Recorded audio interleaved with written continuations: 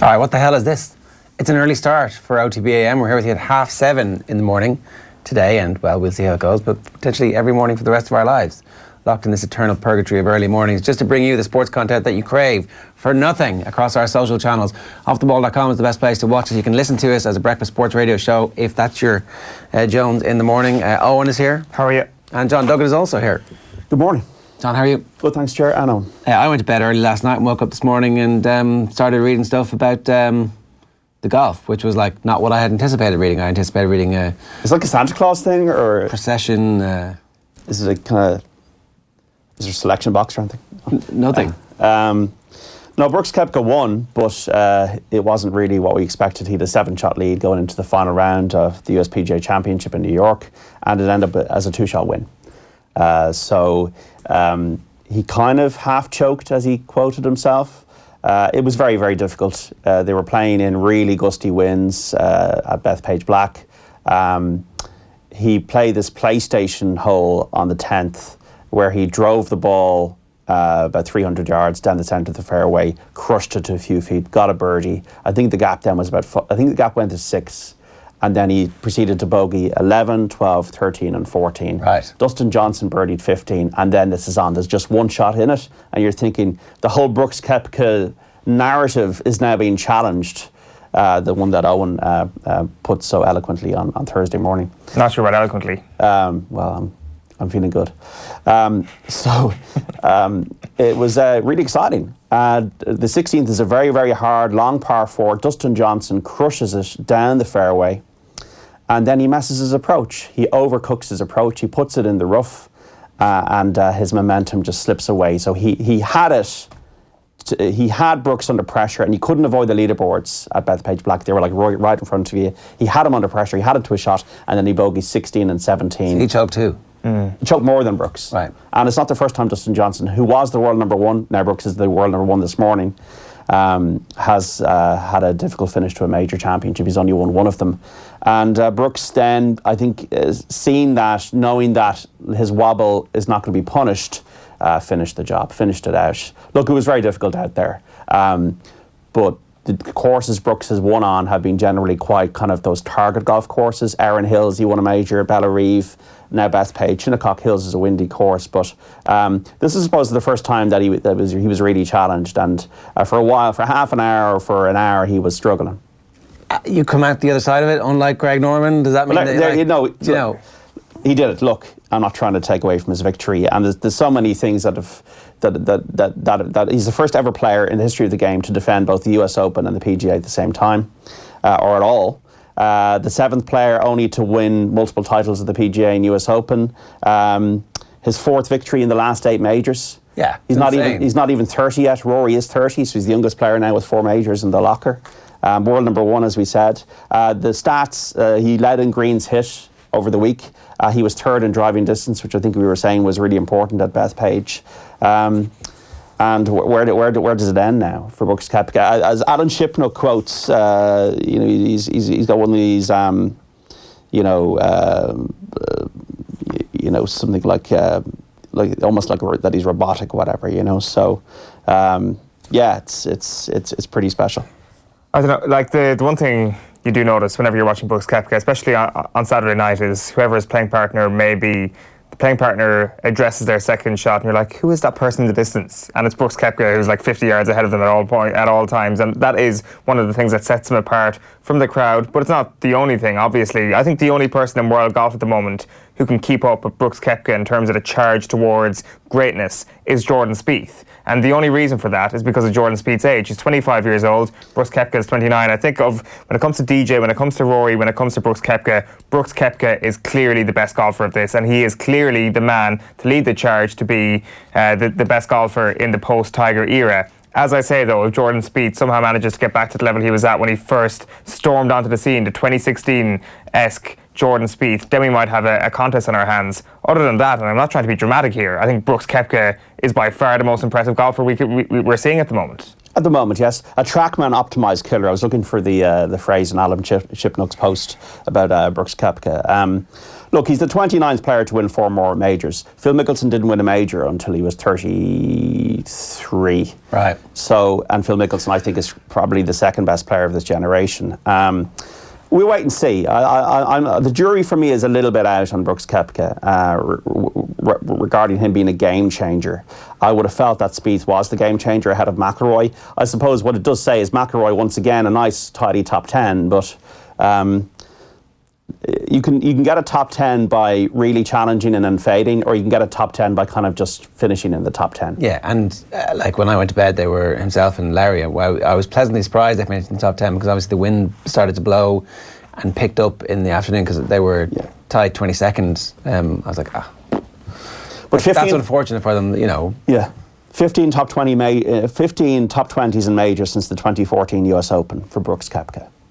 That is somebody who's just tunnel vision about focusing for these things, and I think did he not have the Jack Nicklaus style quote that it's easier for me to play in these tournaments when I know that half the field don't have it in their heads or in their ability to win it, and I do. So he might get a bit of stick for not being the most effervescent or you could call these. He's a bit dull. Yeah. He's a bit robotic. Owen loves him. Owen is on there. Really dull? Is it really the hallmark of a dull golfer to go out before a tournament and say most of this field is going to bottle it? Is that the hallmark of a dull golfer? Why did you fall in love with him? Because of that, because of his cockiness, because of his ability to go out and say, I can whittle this down to maybe 3 or 4 people who are going to challenge me this weekend. That's like a boxer talking up before a fight. Like, that is not a dull character. The dull thing is thrown around about Brooks Koepka because he's a golfer, because he comes from, I don't know, a background which may kind of... Even golfers think he's dull, right? That's the issue. Who said that? All of the golf media. Have they all said that? I'm not sure. I'm not sure. A trackman optimized killer. Well, I mean, if there was an actual TrackMan optimized killer playing on the golf course this weekend, I would have watched that sort of stuff because that is. Well, I'm not going to be seeking. I think that's a statement on his golfing ability rather than the man himself. Like, I'm not sure where this whole dull thing comes from. Like, he's... Well, I'm not going to be sitting down and with a cup of coffee or hot chocolate and like seeking out the Brooks Koepka interview. Yeah, I'll certainly pick him more than Jordan Spieth or Justin Thomas, and certainly more than Dustin Johnson. Probably, like, in certain ways, more than Rory McIlroy, to be honest. I would listen to Brooks Koepka talk more than pretty much every other golfer, which, to be fair, is more of a statement on golf than it is on Brooks Koepka. Yeah, that's what a battery, a little bit. But what, like, if the golf media are calling him dull, I don't think that's actually true. No, but he's not savvy. You know, he is machine-like. He is like when you master the Tiger Woods 2006 PJ Tour PlayStation, when you're hitting at 350 yards and it gets a bit boring, and you're hitting at 350 yards, you're hitting it to 2 feet and you're putting it in the hole. That's the way he's playing golf. It is extremely impressive. You cannot argue against that. I'm just saying that when he was playing in the wind yesterday, when he was under real pressure, when it was not target, machine Terminator golf, he found it a little bit difficult. And I'm just saying, in the annals of greatness, the Jacks, the Tigers, there's a little bit of a way to go. This guy was not smashing it up at 21 or 22. He was on the European Challenge Tour. He's done extremely well. But Harrington won 3 majors in the space of, 18 months? And sometimes golfers go through these streaks where they have brilliant spells. Yeah. Will it happen in his 30s? I don't know. He could get injured. He might run off the ball. His putting might go to pieces. We don't know, but at the moment it's great. But I'm not really seeing because in the way he speaks or the way he talks, something like a story of great interest. I'm seeing a guy who probably feels he doesn't get enough respect, which I would agree with, and he channels that positively into the way he plays, which is, I'm going to show you all, I'm going to crush you, and I'm doing that. Well, he's right to a certain extent in terms of not getting the respect. I mean, you spoke about the Brandel Chambly thing last week. Chambly last night went back on his words and said, I was wrong. He's starting to get that respect all of a sudden. The reason why I think his longevity might actually endure is because he actually doesn't like golf as much as the likes of Jordan Spieth and Justin Thomas and Rory McIlroy. He's not obsessed with the sport. He doesn't like to play it in the off-season. Not that many golfers do. He's not going to be the person who kind of pours over his game now to try and get to the next level. He's just going to rock up to the next major and contend again. And then at the next major, guess what? He's going to contend again. And if you call that boring, fair enough. I call this greatness and a pure level of consistency. Brooks Koepka is going nowhere. let's move on and talk about the hurling. Isabel Cody's been in touch to say every Tipperary person today, All Ireland's aren't won in May, and then they're booking Mondays off in August while muttering the Premier's back, hashtag OTBAM or at Off the Ball AM on Twitter. We've been talking about Limerick and over the course of the league campaign. I wonder if Tip peaked too soon. Is that the only thing that could possibly stand in Tipperary's way at the moment, because they look like a juggernaut? No, they haven't peaked too soon. The one thing about this round robin, if you get behind in this round robin, you're in trouble. That is the beauty of the round robin, that Limerick now need to do what Cork did. And Limerick have the best chance because they got Waterford, which is great. I think Waterford, we can all say, are gone out of this Munster round robin. So it's 4 teams now, 4 teams for 3 spots. Tipperary can be one of them, you have to think. But Clare are a good team as well. They won their first match. So it was a great game yesterday. It was fascinating. It was like, a Cork in the second half, the defensive power they showed, the pace. They got a goal at the crucial time, Patrick Horgan, and it was championship hurling. It's funny, like, it hasn't been long since the league, but it just flicked and clicked to championship hurling. So the round robin is working. It is you get one chance to mess up. But then you're into, okay, we don't really have many more chances. I think 5 points was what was required last season in Munster to get to qualify. Patrick Horgan scored 1-9. I think he had 8 wides or 9 wides. Yeah. So yeah, I came around in the match because of the wides, because I think the wides actually make his performance even better, because he misses frees and then he steps up and hits one from a halfway line. There was one that they were a little bit dodgy about whether or not it was over or not. Who did get man of the match? Daniel Kearney? Owen Cadigan, yeah. Which Cork were a little bit porous defensively last year and caught them in the semi-final, and injuries caught them. But that was a resilient display from Cork to come back and go away from home to the All-Ireland champions, a win after losing the first day. But maybe it is rust. Cork were rusty the first day. Will Limerick be much better against Waterford? They were very good very early. Like, it's only the 20th of May in the All-Ireland finals. I almost think that the Munster final has been devalued in a way by this round robin. Finishing third is actually the best place to finish. Yeah, you get that week off, and you get a tune-up game as well before an All-Ireland semi-final, which against the record or the exactly ring. Exactly. Yes, if you finish third.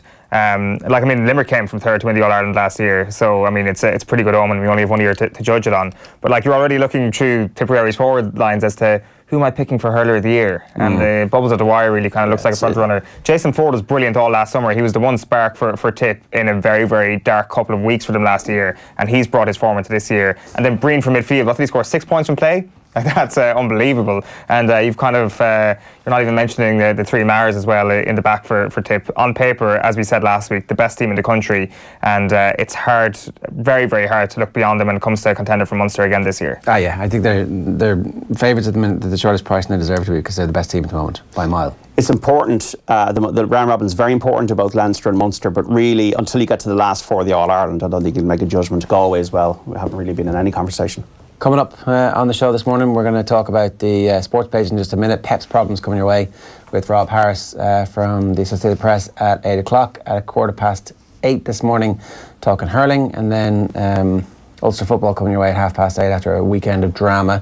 Alan Quinlan's going to join us to pick over the carcass of Munster season around about 8:50. More USPGA talk and Brooks Koepka around about 9:05. You get in touch with us this morning. Hashtag OTBAM. Let's take you through the morning newspapers. Okay, so the first paper I have is actually, we're starting with The Guardian, and it's Vincent Kompany waving a black and red flag. Pep Guardiola reignited my love for the game. City play the football I want to play. It's the football I want to teach. And leaving on a high. Kompany heading home after a City career like no other. Obviously like no other, because they were crap when he arrived, and now they're not. The back page of the Irish Daily Mail goes with Cork. Rebels rising is the headline. Cork stunned the champions at Gaelic grounds. And Mooney to call the shots. Adam battled FAI. So this is Noel Mooney returning to the FAI to take charge of the association. Has been appointed as General Manager for Football Services and Partnerships, and is going to start his gig on June the 3rd. The front of the Irish Times this morning. Cullen readies Leinster for final test. This is Leo Cullen. They think it looks like Sexton's going to be back to start for the final, and also the question about what constitutes a successful season for Leinster. Leinster already have fallen short of last season's double, the highest threshold possible, so would 2 losing finals be seen almost ridiculously as bordering on failure? Who's the judge of that? Answered Leo Cullen rhetorically. after Leinster's 24-9 semi-final win over Munster. The big thing is getting to finals. If they were to lose, it would feel like, I'm sure, I mean, it would be heartbreak for the Leinster setup. And then Limerick shaken to the core as Cork demolished the apple cart. This was the question that we've been asking. Limerick rolled through the league effortlessly. And then, was it just a little bit? This is a setback, but they looked still good enough to be able to come back from that. It didn't look terminal, I didn't think. No, they're not on a Waterford level here for sure, but it's still a game at home. You lose one game at home, especially your first one up in the Munster Championship, and you're in big trouble. I wonder I think that's just a small sample size from last year. So Cork have already lost at home this year and recovered. And who was first day out? Where did Clare win? Well, Tip have won back-to-back games. Tip won on the road, and they won at home now. So Clare won at Waterford. Yeah, exactly. So I think we're going to see more of that happening. Yeah, for sure. And Wexford will feel they should have got the job done in Parnell Park as well yesterday. The Sun goes with simply the bust. Fans want statue as Vinny quits Etihad. And City give Pep high five. Pep Guardiola will be given the opportunity to stay in charge of Manchester City for at least the next 5 years. And Real bad for Bale, says the story here from La Liga at the weekend. He faces being booted out by Real Madrid after a brutal put-down by Zinedine Zidane. And the Welshman was benched for their final game, then snubbed Real players' pitch farewell to fans. Asked why Bale didn't feature in a 2-0 home loss to Real Betis, Zidane snapped, "If I think a player doesn't fit in, I do what I think works best." And then he goes on to say, "No one can change what Bale has done for the team, but as a coach I have to live in the present. I've counted on other Real players more in recent weeks. I don't know if it's Bale's last game or not." He said if he'd had a fourth sub, he wouldn't have put him on. It sounds like it might be. Okay, hang on a second, right? So here's coming through. We saw that headline, right? I was at Zidane's press conference earlier after, who's tweeting this, Tommy? Ben Hayward, right. After Real Madrid's game against Betis. He did not say anything remotely close to the "if I had a fourth sub, I would not have brought him on. Yet everyone reports it, nobody checks. Fake news spreads fast." I read it in the BBC yesterday, that's where I got it. Now, here's the thing. You can be at a press conference, but there's also a mix zone. So maybe the manager said something afterwards. I'm just saying. Ben Hayward denies it though. It's a pity, it's such a good story. It's so annoying. It's such a good story. And it's gone everywhere. It was like, oh wow. I mean, because everybody was saying that he was effectively sacrificing. Bale was a sacrificial lamb for the new Zidane era. It was like, look, this guy has won the Champions League for me in such amazing fashion. Humane killer to the head, off you go. Thanks very much. Now it's just like, I didn't use him as who cares? Did he not get asked? If I brought on another player, the same would have happened. By this I'm fairly sure he means that whoever is not subbed on would be asked about afterwards. But from that to what was reported is a massive stretch. Irresponsible, says Ben Hayward, which is a fair point. That is, that's very interesting. Luckily my colleagues did check and we didn't run it. But so many have. And the worst thing of all is that it's an agency piece. Agencies have a responsibility. They're supposed to be the filter. Newspapers and websites rely on agencies for accuracy. Well, Ben Hayward throwing shade at the agencies. After the agencies did the best work after the FA Cup final though, so. Well, that's true. The wheel always turns in that regard. Don't let the truth get in the way of a good story. Like, this is a really uncomfortable situation for Zidane all the same though, isn't it? It's like he desperately wants to say something or desperately wants to push him out the door and is just confined by the fact that there was a terrible, terrible contract negotiated. Yeah, but it's Real Madrid. They can afford to take the contract. They can, but I mean, it still doesn't look good. The optics aren't great if this guy is sitting on the reserves, just playing his but we've had this conversation before. Is that really what somebody like Gareth Bale wants? Has he got to this position in his life by being somebody who's just content to sit in the reserves? No, but there's a point where that drive disappears. Yeah. When does that drive disappear? Like, perhaps it's already gone. When your talent goes, or when you get rich. There was talk of him being available for a free transfer, and I don't want to misquote something here, but apparently he's available on a free transfer. Who in the world would spend all the money to get Gareth Bale on a free transfer? You see Gareth Bale's name on that team sheet and you think, ooh, wow.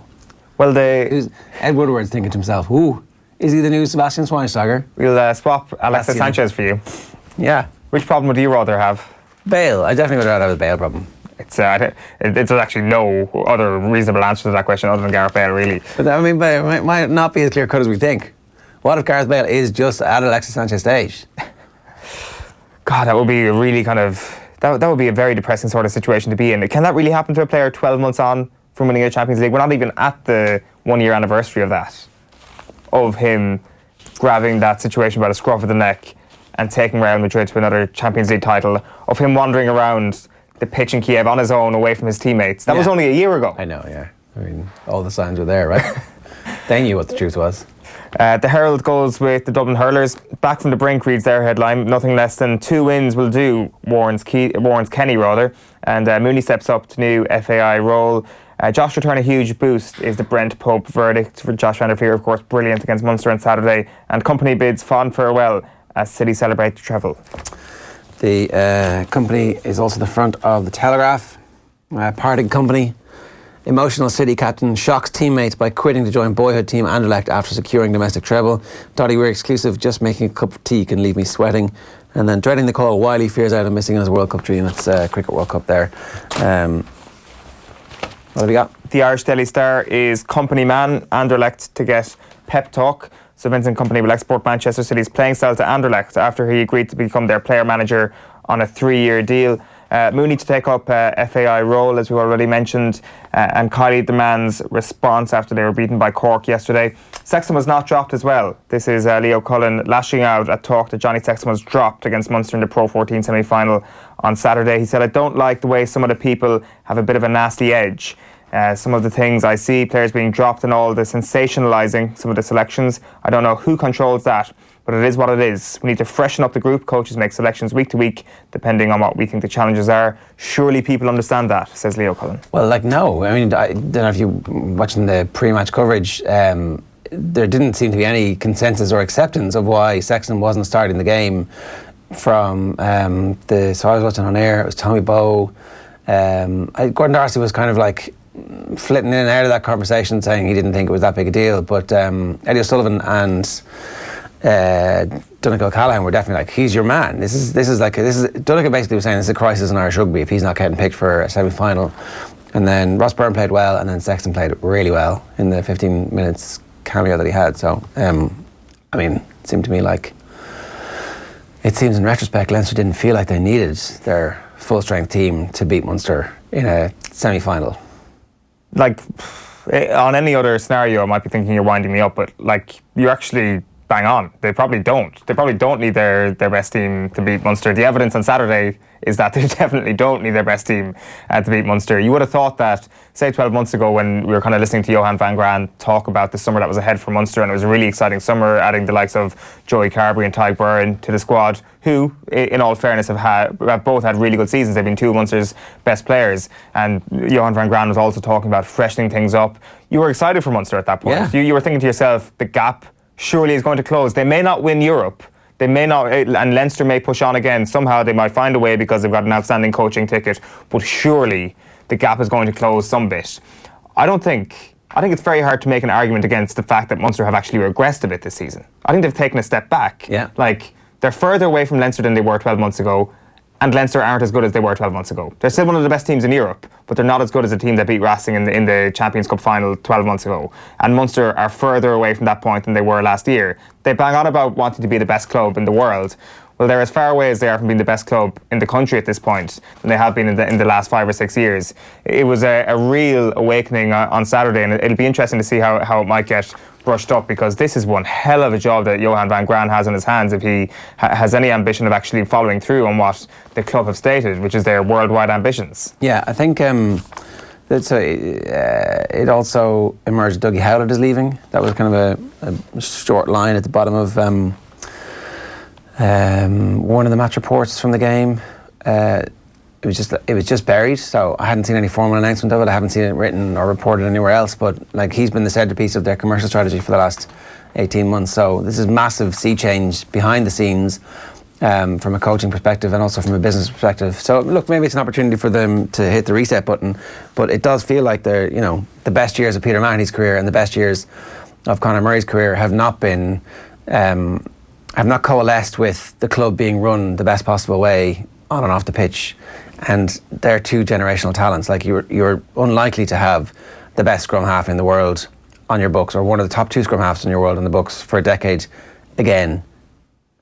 That kind of passes around the world. So you'd hope they get their ducks in a row pretty quickly. And then I think that Munster have gone way back. Like, they didn't score a try in the quarterfinal, the semi-final. 2 games against Benetton, and against Leinster, you don't score a try.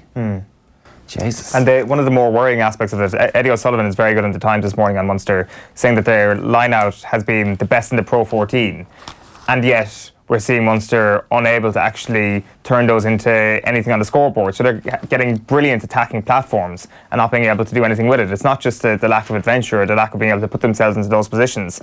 I don't know what it is, but it's clearly a huge body of work that's required. And to be honest with you, you're probably not a mile off when you say they've gone way back. Limerick knocked off their stride. Rebels show their mettle at the point of no return. There you go, sorry, yeah. Need a pair of glasses. Yeah, look, it was proper Munster hurling, wasn't it? It was a great game. Company Gazette and Style, City's 6 million man was at the heart of club's rise from rags to riches. And then Dick Clerkin's column, Monaghan's lack of strength and depth comes home to roost as Ulster shows fight for throne is still intense. And then Cullen hits out nasty headlines. That was the comment we just talked about, where he was disappointed at the coverage of the decision to not start the game with Sexton. One final newspaper for me, it's the Racing Post. The front of it is O'Brien talking about Dragonet could miss the derby for Shanty, and Davies' delight, Russell Ladd's victory to the Grand Steeple chased a parry to his glittering CV, and the back page is parting company, but Man City are likely to be even stronger next season. Did you watch the full FA Cup on Saturday? No, I can safely say I saw about 4 minutes of it. I got to 4-0. It's kind of like saying you made it to base camp. Got that far, and I turned back and watched Cavan versus Monaghan build up. Red rebound, Horgan goal key is rejuvenated Cork upset All-Ireland champions Limerick. Yeah, it was a pretty amazing performance, because when you've got a bit of the yips and you're a free taker, like, to continue taking frees and continue scoring them, I think is really something that we don't fully understand enough. Deshaun Brink, pointless Waterford to put to the sword by rampant Limerick, pointless. It's pretty harsh, but it's true. And then Van Gran admits testing somewhere lies ahead for Munster, so that coaching ticket decision and who they get from him. I gave you the Times Ireland edition there, Owen, if you want to do that one. Yeah, this is an interesting newspaper this morning, because Johnny Ward has got this story. FAA called in to betting crisis. Association asked to investigate after bookmaker describes sums placed on Limerick game as scary. So it's League of Ireland First Division once again plunged into a gambling crisis after another game attracted suspicious betting on Saturday. So this game was between Limerick and Cove Ramblers, Limerick being backed in from 9-4 into 4-9. To beat Cove Ramblers away from home, Johnny Ward saying an inexplicable market move in a game that would usually attract little attention. So Paddy Power were offering odds of just 4-9 about Limerick 22 minutes into the game, and it was 0-0. Cove had originally been put in at favourites to win the game. Then they went 2-0 down. Then they levelled matters before losing 3-2, conceding 2 penalties. The Times have quotes from Stephen Henderson, the Cove manager, saying that he rang the FAI on Sunday asking the governing body to look into anything that may have been unusual. And with the outcome poised at 2-2, Johnny has information on this. Limerick were still trading it around even money on Betfair. At that stage of the match, over 73 grand had been wagered on the event on Betfair, over 69 grand of that on Limerick. And then both Paddy Power and Bet365 shut down all betting on the game shortly before Limerick's first goal, which of course is a fairly extreme measure. So it's a good one by Johnny Ward this morning in the Times. And Toner as well coming this out in Pro 14 final is the other story on the back of the Times Ireland edition. Yeah, you didn't send Devin Toner best wishes because his knee injury looked pretty serious at that stage. You hope that it wasn't anything more than a bit of a strain. Torn limb from limb, Limerick 119, Cork 126. Limerick boss John Kiley finally declared his players will bounce back after slipping to defeat to Cork. Were they? Oh, it's limb because it's Limerick. All right. They weren't really torn limb from limb though, are they? It makes it like it's a happy headline. It is. Doesn't make any sense. Vinny, my blue chip company. Is Vincent Company joining Anderlecht the biggest story that it is on the tabloid back pages? Was there not loads of other stuff? I'm amazed that Vincent Company is...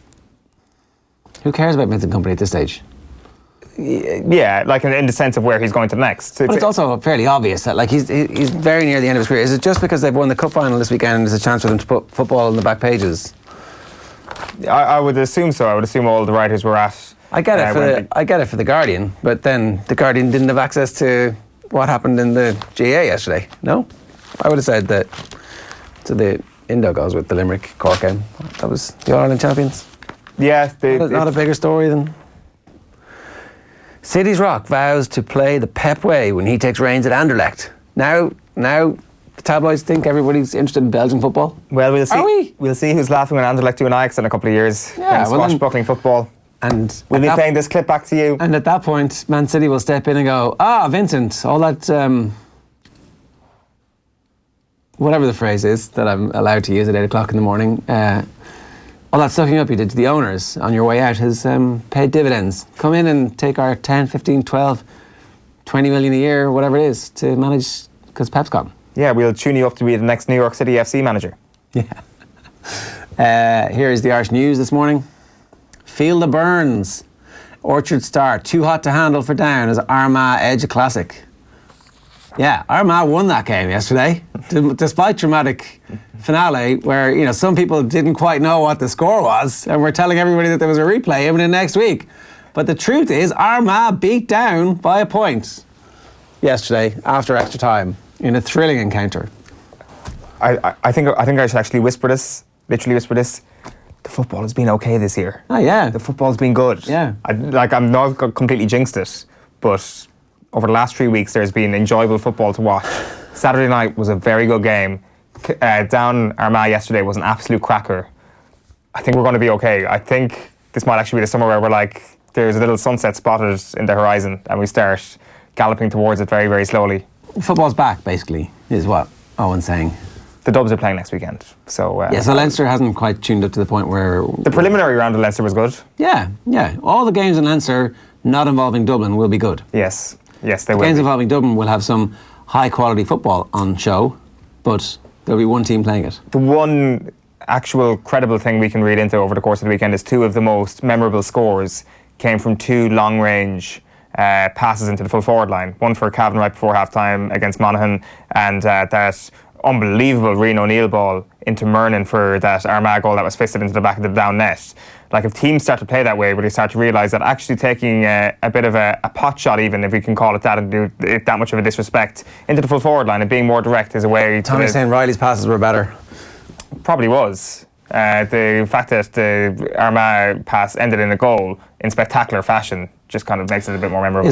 Also it's Rian O'Neill who's exploded onto the scene in the league this year, and we finally get to see him on our TV screens. Were there two fisted goals in the Down Armagh game? Did Down equalise or nearly equalise? Didn't equalise. Closed the gap from 4 points to 1 point. Well, that went straight in. That were. Oh, okay, sorry. Again. I don't want to say it went straight in. There was consternation in the press box, I think it's fair to say, about that. It was like, a fisted goal. How did it go straight in? I don't know. I have no idea what you're talking about, but my mind can only wander as to what you might be speaking about. Jesus Christ. Right, say what you see, lads. Say what you see. And look at the scoreboard. Here's a pic of Shane Larry's Instagram. So, happy with my week at Bethpage, especially after Thursday. Great to have this man walking around with me for the few days, the great David Shaper Reynolds, who caddied for me this week 10 years ago at the Irish Open. Is it 10 years? Yeah. Jesus. 10 years ago this week as well, I think. Wow. He says that in the actual post that it was this week 10 years ago. So. Yeah. Yeah, that was an excellent result for Shane Lowry. Kind of went under the radar yesterday, himself and Rory McIlroy sneaking into that position, and it's been an excellent season for Shane Lowry so far. And I think overall, we won't really know until the end of the year, but it seems to me at kind of first look that pushing the USPGA to this point in the year has actually been a very, very good thing. And ultimately we're speaking about a tournament which, other than a mini meltdown by Brooks Koepka yesterday, was actually uninteresting due to the fact that he was so brilliant for the first 3 days. That I think the idea of having a major every month kind of keeps this cycle going nicely, and people were talking about Tiger to build up to this. We still had the afterglow of the Masters and all that. So for the casual golf fan and trying to keep this sport relevant in the mainstream, which it was for so long, I think pushing the USPGA to this month has been such a good move. It'll be interesting to see what happens when the end of the season happens and you're like, is that it?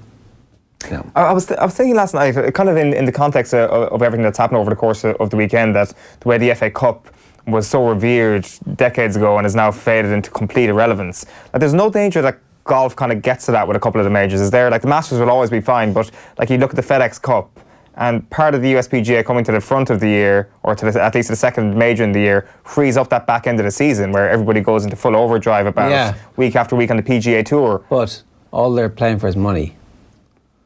And so, money and ultimately, what is the Premier League other than money and significant trophies. Granted, the league has always been important. Yeah, but everybody plays each other twice, and it's competition, and it's a straightforward. Whereas, like, every golfer plays everybody every week, and you pick whatever tournaments you want to, and you can just play in the. Do you know what I mean? It's not the same. Point. It's not like it's one match play competition that they play every week, and at the end there's a, top of you're the world number one, because that's basically the world number one thing. I don't know. I doubt it. I don't think anybody's ever going to be on the edge of their seat to see two middle-ranking golfers play off for the FedEx because they just happen to win for the last 3 or 4 weeks. Yeah, it's a fair point. There is a sense of repetition to that come the end of the year for sure. Yeah, okay.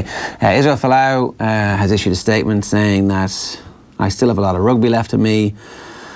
I believe I still have a lot of rugby left in me, and the potential impact of Rugby Australia's decision on my reputation and my career is substantial. Ultimately, I need to do what's best for my family, my teammates and the fans, so I'm considering all potential avenues open to me.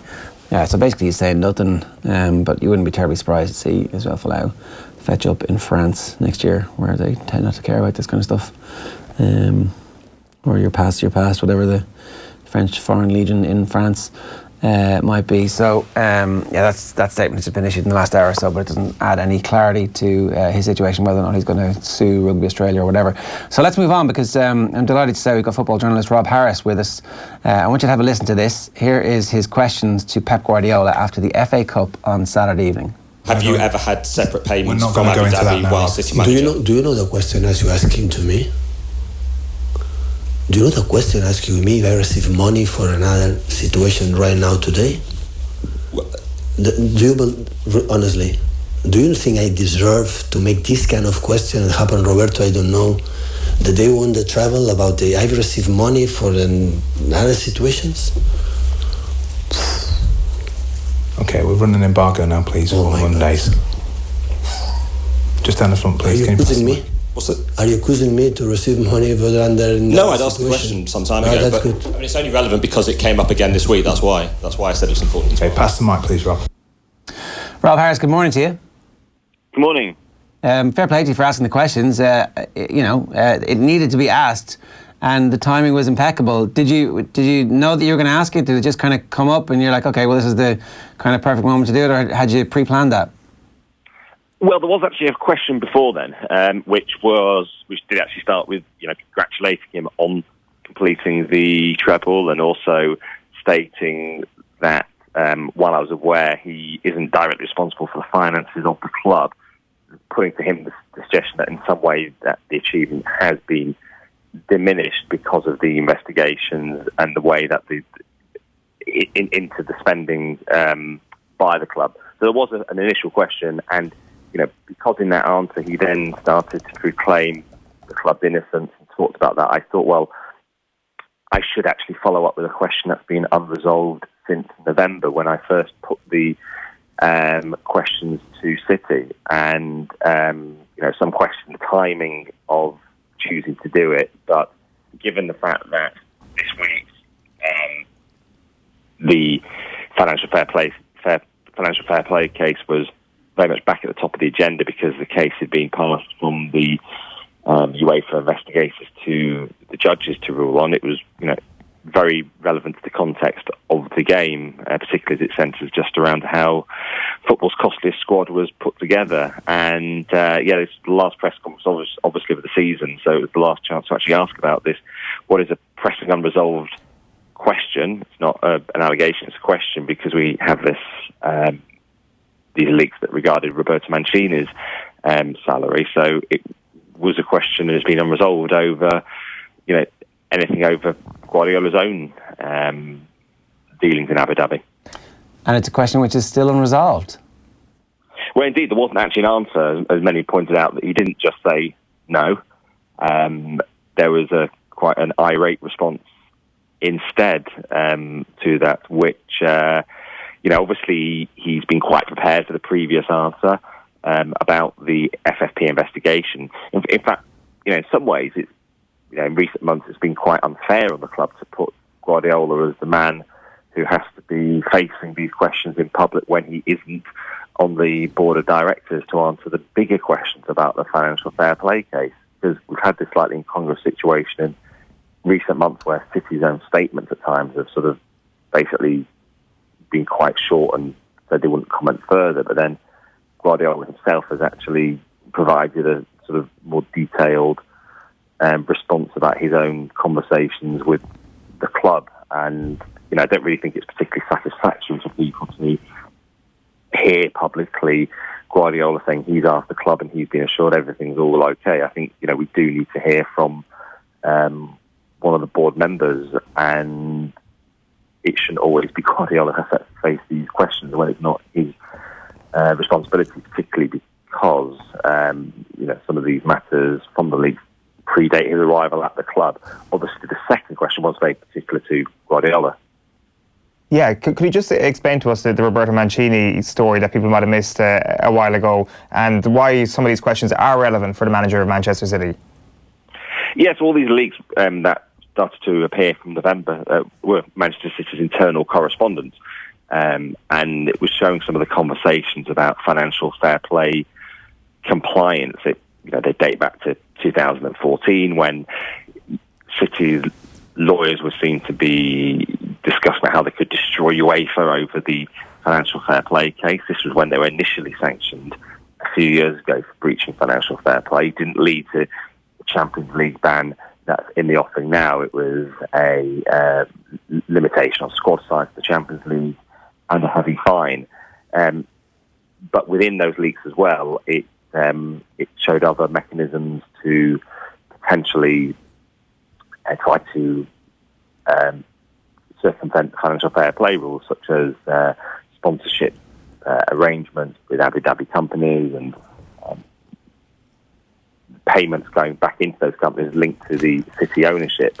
Now, on the particular aspect over how a manager is financed, what we discovered from those leaks is that when Roberto Mancini was the City manager, he is alleged to have earned more while City manager's salary from an Abu Dhabi club linked to Sheikh Mansour than, in fact, his base salary at Manchester City.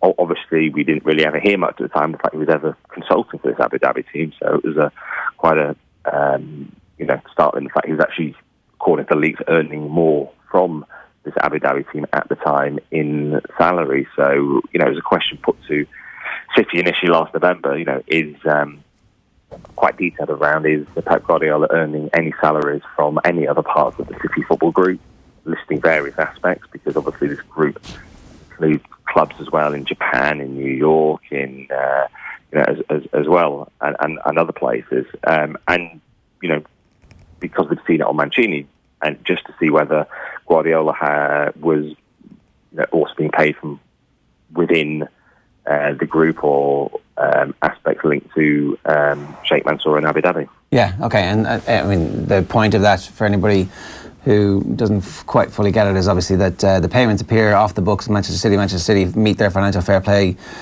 commitments and away they go, or not, as the case may have been previously. I want to play you this as well, because I think this might actually be your own video. This is the City fan in the press box giving out about coverage of Manchester City. Have a look at this. We've done the domestic fucking show. No one's ever done it before. But you all have Mo Salah on the back of the fucking thing, Mr. Leonard.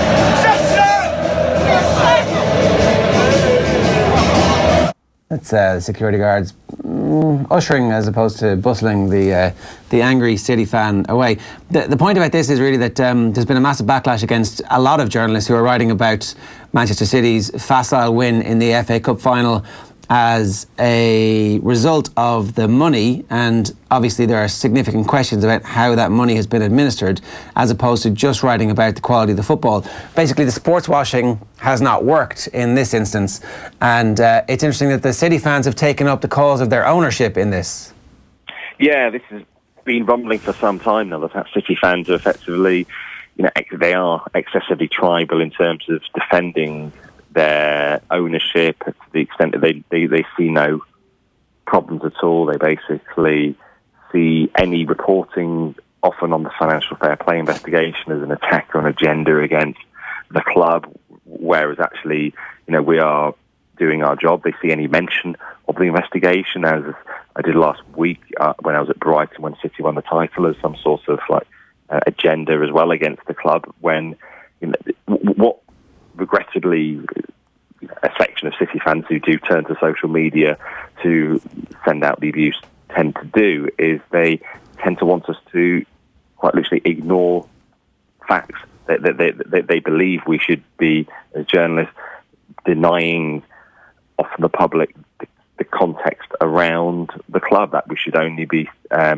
acclaiming performances on the pitch, which of course is an incredible achievement by the group of players in winning the treble, or the quad if you include the Community Shield, rather than just, providing what is necessary context. The fact that these investigations are going into the club. It's not just the UEFA investigation; it's also the Premier League, the FA as well. So, that there is a cloud over what City is doing at the moment. The fact they are under these investigations, and to not mention it would be a disservice to the context of the achievement. I mean, what we heard in that video was I found particularly annoying. It took a bit of time to decode the fact that apparently, which I didn't realise at the time, one of the papers last weekend on Monday after City's title win ran apparently a bigger picture of Salah at Anfield rather than City winning the title in one part of the paper. Yeah, Pep brought up the Pogba story on the Daily Mail website as well, so it's obviously something that City are a little bit sensitive about. Rob, great stuff. Thanks very much for taking the call this morning, and keep up the good work. Thanks a lot, and good to speak. It's Rob Harris from the Associated Press who was asking those questions at that moment to Pep Guardiola. Let's move on. We're going to talk to Jamie Wall in just a minute about the weekend's hurling. First of all, let's hear from Daithí Regan, who was at Cork Limerick for Off the Ball yesterday afternoon. He reckons Cork broke Limerick. But I think what happened with Cork today came from deep within. I think the players last week would have looked at themselves and they'd have known to let themselves down last week. I think they'd have known to let the jersey down, the culture down, everything it is to be a Cork hurler. And they'll have felt that on their own patch last week and against the old enemy Tipperary. So the only ones that can make that right are them. They're the ones that cross the white line. And I'm not surprised we got what we got from Cork. Am I surprised they won it by the margin? Absolutely. I think everybody will be. Am I totally surprised that Cork won? I'm not totally surprised that Cork won, because I think they're a fine side. But the steel, determination, aggression, will, skill, everything that you want in a top-class hurler. And when you bring 15 brilliant stickmen together with a steelness about the way they go about it, then it's very, very difficult. And Limerick found that to their cost today. Jamie Wall, good morning to you. How you doing? Morning, lads. How are you? Yeah, good. Did you expect that performance from Cork? A week ago I did. But last Sunday evening I didn't. I just didn't know what the story was with Cork. I think coming into the championship, I was expecting Cork to be the team to rattle Limerick. But like I said, last Monday evening, I just couldn't see where this was going to come from. So, during the week I was quite pessimistic about the whole thing. So I really couldn't see it coming during the week. But again, like I said, in the broader context of, looking at this year and the championship as a whole, I was expecting Cork to be a team to give Limerick a good go, because I think, funny enough, I just think they are actually well suited to play Limerick. Why? I think they match up well to them. I think, they're one of the few that athletically can cope with the age profile of the team is actually quite good. If you look at last year, they were probably the team that gave Limerick their best, player in Cusack Park, but in terms of in a championship game that it was on the line, they were the team that gave Limerick their toughest outing on both occasions. I think in the league this year, they were the only team that gave Limerick a good go. So it just seems like they seem to be well suited to take on Limerick. But like I said, in the context of the last 7 days, it was quite surprising to see that coming. But I suppose that's sport. You have to look at it in a broader context. Yeah, so the turnaround, though, what do you put the turnaround down to? Because it can't just be attitude. I know in the post-match yesterday, Dalo was like, oh, look, you can talk about tactics all you want, but if the attitude is right, then you can see that sea change. But Limerick's attitude was right. It wasn't that Cork were coming up against a team who weren't in form, who weren't really mad keen. It's this celebration of their All-Ireland victory for the first time in Championship at home since they won it. So they were up for that game. There has to have been something else going on apart from just the attitude of Cork switching. Yeah, no, definitely there was. I think a couple of positional changes certainly suited Cork. A couple of players. I think the influence of Bill Cooper actually shouldn't be understated. I think him going off in the warm-up last week was an awful loss for Cork. It was an awful loss for the Cork backline, because he's not exactly, he's not your Keane Lynch, Luke Meade, silky kind of hurler, but what he does is he goes through an amount of actual work, and Daniel Carney as well. And that's not in terms of just an attitude kind of work rate thing. It's actually a very important thing to allowing your backline to get set up and have bodies around the ball, which is kind of very much a Limerick trait in the last 12 months. I think Cork really just their half-forward line and that midfield dynamic worked a lot better. Bill Cooper also being in midfield, it kind of releases Darragh Fitzgibbon to do the nicer things that he wants to do more than just the hurling side, which we obviously know he can do. Darragh was able to get that little bit more freedom yesterday because of the work that Bill Cooper goes through. I think that was a massive part of it for Cork. I think, look, another thing, last week Tip were just quite good. We saw Tip are probably just quite a good team. But, Limerick are after 6 weeks off, or 7 weeks off, I think, since the league final. There is a degree of one team has had a championship game to get up to the pitch, the other hasn't.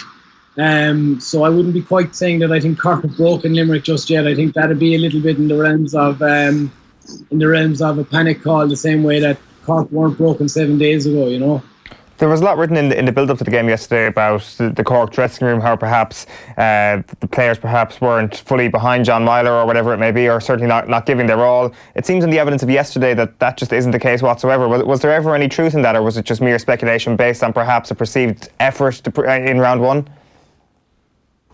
Look, we all heard those rumours, I think, but to be quite honest with you, you hear those rumours about every dressing room when the team plays badly, and then you hear that, they'll go through a wall for this man and the team plays well. And I think the truth is probably always somewhere in the middle. I don't know. I couldn't tell you for 100% that, that the players are all hugging John Myler like Jurgen Klopp at the end of games. But by the same token, I think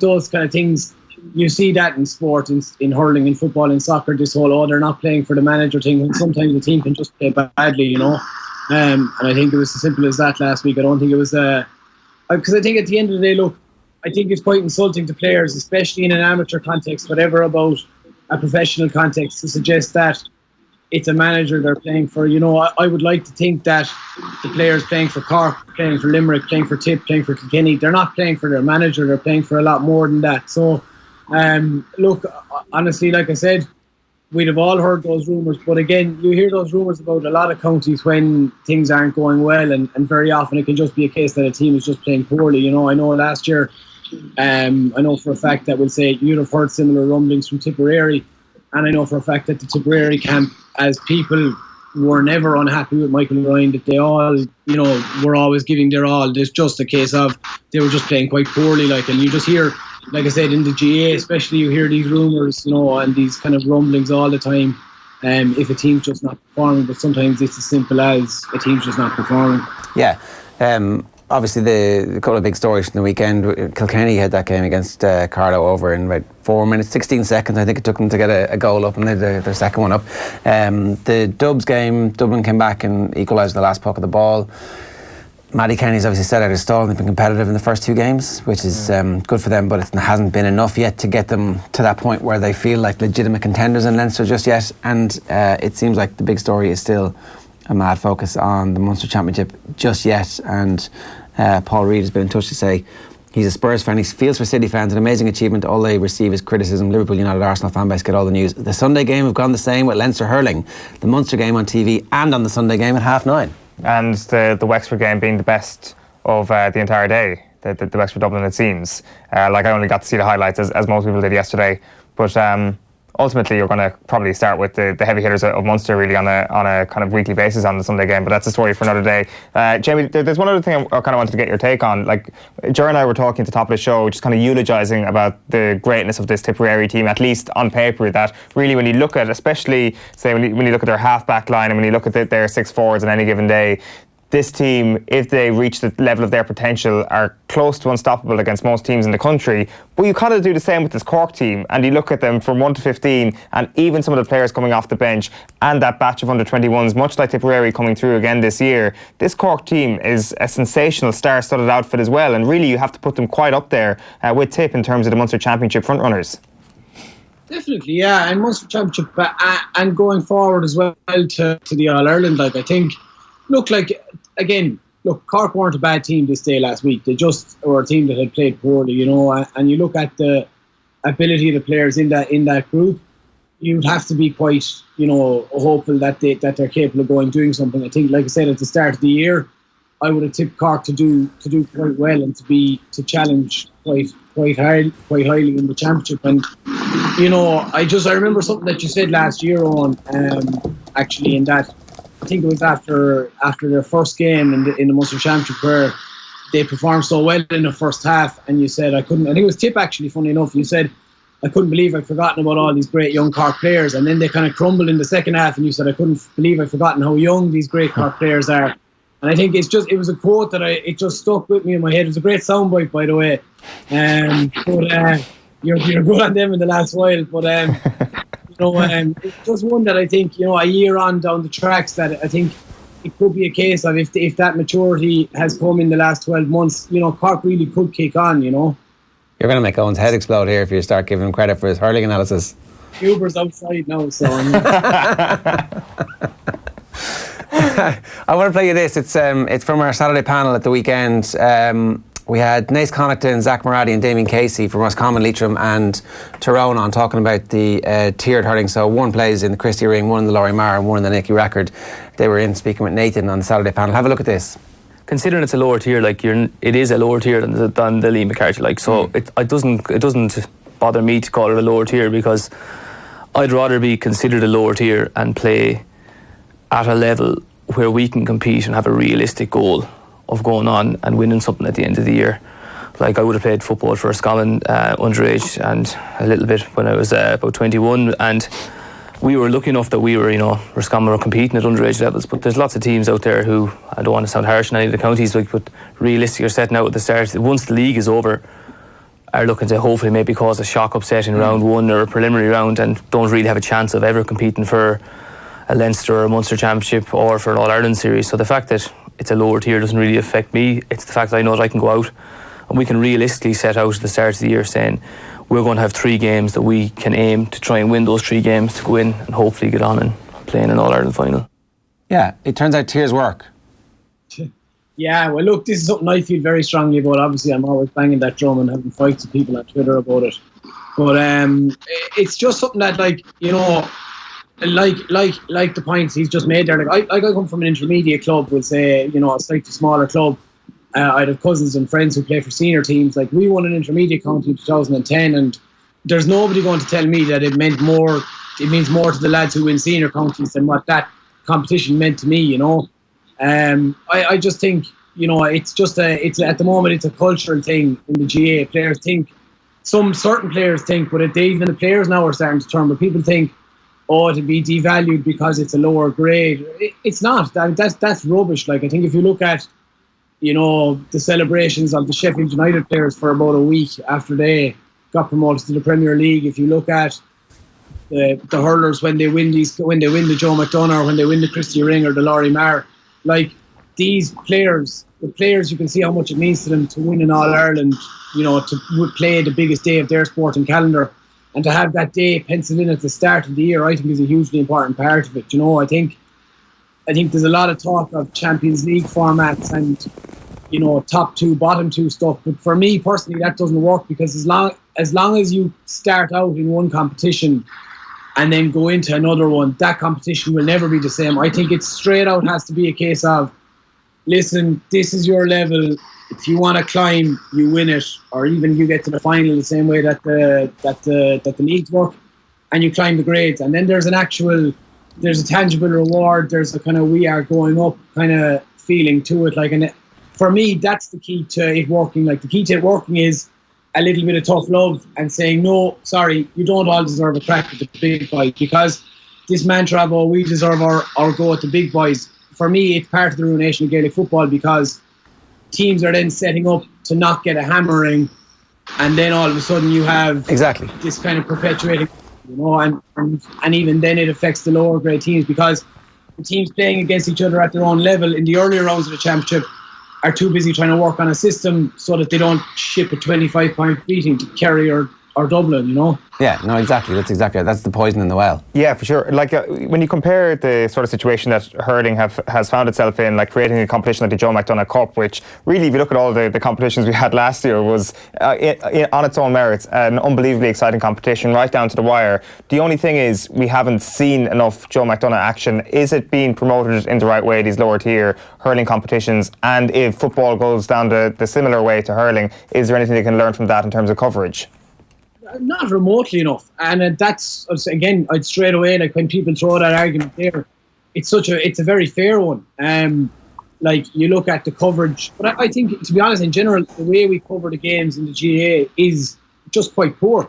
You know, like Sky Sports made a phenomenon out of darts, and not to insult any darts fans, like, but it's hurling and football are vastly superior games, and we're currently making a balls of how we promote them. You know.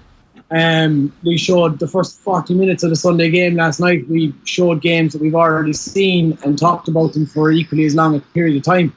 You know, like, we could be doing things a lot better, like, you know, in terms of that. Like, personally, I think the Sunday game, the model itself is outdated. It's like you're trying to cram so much in, and as the summer gets on, it even gets worse. You know, you've all this extended highlights of the games we've already seen, extended analysis of games we've already seen, analysed and watched, and it seems pointless to me. I think they should actually just bin the analysis in the Sunday game, go full match of the day, you know, show the highlights of as many games you possibly can, and then pick a feature game from each sport that you do on a Monday night, you know, and actually get Derek McGrath or get one of these kind of Ardone Logan guys who are pulling out the fancy clipboards and everything, and get them to go through their one or two games on a Monday evening, like something like that. I think there'd certainly be a market for.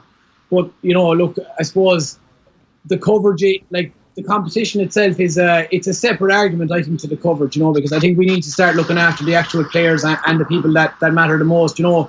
Like, I would love to see the Joe McDonagh get proper coverage, because it's quite a decent level of hurling. It's quite high scoring. It's quite enjoyable to watch.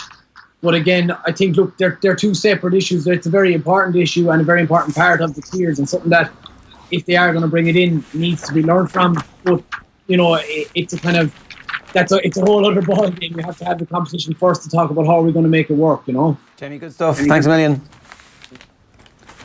Jamie, I'll give us some thoughts there this morning. How are you? Good, yeah. He talks a lot of sense there on that front. Like the one thing I do hear, and I completely buy the point about showing, you know, the highlights of the games you've already seen during the day and the evening. But ultimately, like people aren't as obsessed with sitting down and watching the games in full as some of us are on a Sunday afternoon. Like yesterday, of course, wasn't ideal that at the start of the Sunday game I was watching the same highlights of the same games I'd watched that afternoon.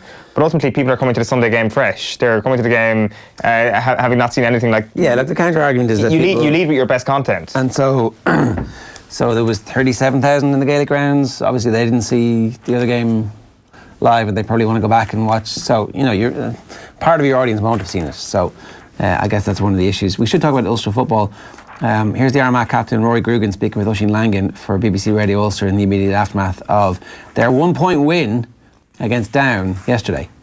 We were in a winnable position, probably going 10-15 minutes left in normal time. And to be fair to Down, they fought back and really pushed us to the pin of our collar. And then we looked like we were probably beaten then in half-time and extra time. But to be fair to even the younger boys, the likes of Jolly Og and Rian O'Neill and stuff, they really stood up, and the impact of our bench was massive. You've seen the likes of Andy Murnan getting a goal and a point, and Ben Creeley and stuff. So it's just such a relief to get over the line. You're being managed by one of the icons of Gaelic football. Look, whatever he did as a player, that's kind of irrelevant to what he's doing as a manager, but obviously there's a great respect and love for Kieran, because we've never got a sense of, it's not going well, or the players want him gone. Like, even in the bad run of Ulster results, when you've had good runs in qualifiers, granted, there's never been kind of any etchings of players wanting him out or anything like that. It says an awful lot about him. Yeah, it just speaks about the man that he is. You know, like, you go to any man in that squad, and the amount of respect they have for him, and, you know, obviously that carried over from his time as a player, but the way he coaches, the way he manages, like, we just have the utmost respect for him, and we believe he's the right man to take us where we want to go. Like, we ultimately would have held a lot of responsibility in our own hands as players for those defeats. Like, and I know it, like, to be it was like to be focused on from the media side of things, that it was his record as a manager, but we felt it was ours, and it was our job to put that right today, and we're just glad to have done it for him. And a fantastic style deployed today. A lot of movement through the hands, but this time you were running forward, running at down. That was very noticeable. I suppose you have to mix it up. It's probably well documented that they're very strong defensively, so we had to kind of change it up with good runners and plenty of width in that, but with the odd option of a long ball, you saw we got some joy from some long balls into Rain and then some to Andrew in extra time as well. So I suppose most teams now, playing at a higher level, need to be able to mix it up in their styles. Yeah, and so for the first time in history, Kieran McGeady has won an Ulster Championship match in dramatic fashion. It's remarkable, and in really, really good fashion as well. It's kind of a phrase that's bandied about quite a bit when people pick their team to win the World Cup, and it usually goes to someone like Belgium, but Armagh have to be the hipster's choice. The hipsters for any kind of favourite team around the country right now, given the score they racked up yesterday, given the style with which they tend to play. They're dark horses. And given no. The hipster's choice in terms of a team to actually kind of get behind and actually hope that they go all the way to an Ulster final. And it's mad how dark horse in this competition means they might reach a semi-final. Yeah, well, they have the prayer of winning the All-Ireland Championship, so I'm not making that full connection, but they might get there in 5 years' time potentially if there's a conveyor belt behind this. I'm not sure how quickly this is going to turn into kind of a star-studded side that might be able to sustain winning in Ulster every single year, but ultimately that's the base they're coming off, so I'm not for 1 second suggesting that. What I am suggesting though is that they put up 2-17 yesterday, granted after extra time, against Down, in a fantastic game, in a competition that, given what we saw on Saturday night, has actually been pretty good so far this year. Their teams are playing with a lot more adventure. They've got really good forwards. Jamie Clark is back in the country. You can get behind this Armagh team. Not alone did you predict that Brooks Koepka was going to win on Thursday, but you did also predict pre-season that Monaghan were going to flop this year. And so did Adrian and Tommy as well, to be fair. I see Tommy was tweeting on Saturday saying one of our predictions has already come true, that Monaghan are going to flop. I would tweet that again when they actually get knocked out of the championship potentially, because it's just ripe for them to prove us wrong and go all the way through the back door. But I guess why do we see this coming? I guess that they weren't fantastic in the league. It's hard to get back to an All-Ireland semi-final. But also, it's because they were going to Breffni Park against a Division 1 side in Cavan, or a team who played in Division 1 this year. A team with brilliant players, really, and they've been threatening to do something like this for a while. Monaghan have always threatened to get beaten by a lower side. Longford in 2016, Fermanagh last year. It's happened to them time and time again, so it's not a massive shock. It is a little bit of an upset, for sure. Mickey Graham seems to be a good coach. Yeah, completely. He really is. And has he had unbroken success now for 12 years in a row or something? It's not bad. And I can't remember who was making the point. Was it maybe Donaghy on Sky Sports on Saturday night, that perhaps he didn't have enough time with the players, or was a little bit distracted during the league campaign because of Mulliniochta, and now he's finally got his teeth sunk into this team. And they had this beautiful mixture between being adventurous enough and also not being stupid, because let's face it, this is still the Ulster Championship. You need to be pragmatic to survive in this competition. And they only conceded 12 points, it's like... Yeah, the Armagh thing though, they were 5 points up with 67, 68 minutes on the clock. Yeah, and it was very, very late. And 3 points down at half time and extra time? Yeah, and the down fight back was remarkable at that point. You kind of thought, well, the tide is going against Armagh, and we're going to see yet another defeat for Armagh, who of course hadn't won in the Ulster Championship, as he said, in 5 years. Or since 1967 in Uri, I think is the time frame there. So history was stacked against them in extra time, but they came through and they won. And I think, well, it's not much of a prediction. We're going to get a much better Ulster final than we did last year, because you're going to have one of Armagh or Cavan in the final, and I like how both of these teams play football. Granted, as I said, Cavan bring a bit more pragmatism than you might expect. Not that you might expect. They bring pragmatism to the table, which they have to do. But either way, having Armagh or Cavan in an Ulster final is a very, very good thing. You'd suspect at this point it's going to be Tyrone on the other side of the draw. At the very worst, it's going to be Donegal. Fermanagh kind of ruined the Ulster final last year. It's true. They ruined the Ulster final last year. Yeah. We're going to get a much better Ulster final than last year. Ulster football was kind of held up as this kind of parody over the last couple of years. It's like, well, everybody says the Ulster Football Championship is great. Look at this. This was 11 points to 10. Yeah. Actually, it's living up to its billing at long last. Yeah. They've thrown off the shackles of a decade of blanket defence, and who knows, maybe they're going to lead the way again in a new attacking, free-flowing way. Only one game so far in the Football Championship has failed to see a goal scored, and that was Waterford Clare down in the Munster Championship. Football's back. Yeah, if only we could see some of it. All right, it is 8:39 this morning. You're listening to OTBAM. If you're tuned in at offtheball.com or you're watching us on youtube.com/offtheball or indeed on twitter.com, you can follow us. Just at offtheball is our Twitter handle. You can click the live Periscope link that we send out there and you can listen to us or watch us, whatever you want. Now, I just want to play you this, Owen. Have I got your undivided attention? What's this going to be? It's from the latest episode of our... Look at that. I mean, that's not... I mean, like... I'm the eye rolling of the... No. What's this? No, I'm getting... Shut up and listen. I'm getting paranoid. No. It's from the latest episode of our Jameson Castmates and Tonic Social Serve series. I know what this is going to be. The full 30 minute chat about their rivalry is up on YouTube now, which Owen has obviously been parsing over like this is a Zapruder film. But here's Kieran Donaghy and Ryan McMenamin discussing Team of the Decade. Kind of going, but we were just seeing this Kerry team. I know a lot of the media said this is going to be for Team of the Decade. So go on, who was the Team of the Decade? Tyrone. Straight off. Straight up. No, for me, we had never really discussed it that much. I was kind of not either, but fucking we're discussing it now. No. Let's go. For me, I'd say like he's won 4 in the decade. 5. Sorry. Don't forget that one. I don't forget that one. But yeah, no, it's 5 versus 3, obviously, but it's the fact that you've beaten us in 2 finals, and it's always a debate, really. And if you look at the teams if you take out our 2000 win, which was a very different team to the 04 team, we'll say, there's the fellas kind of win from there to there.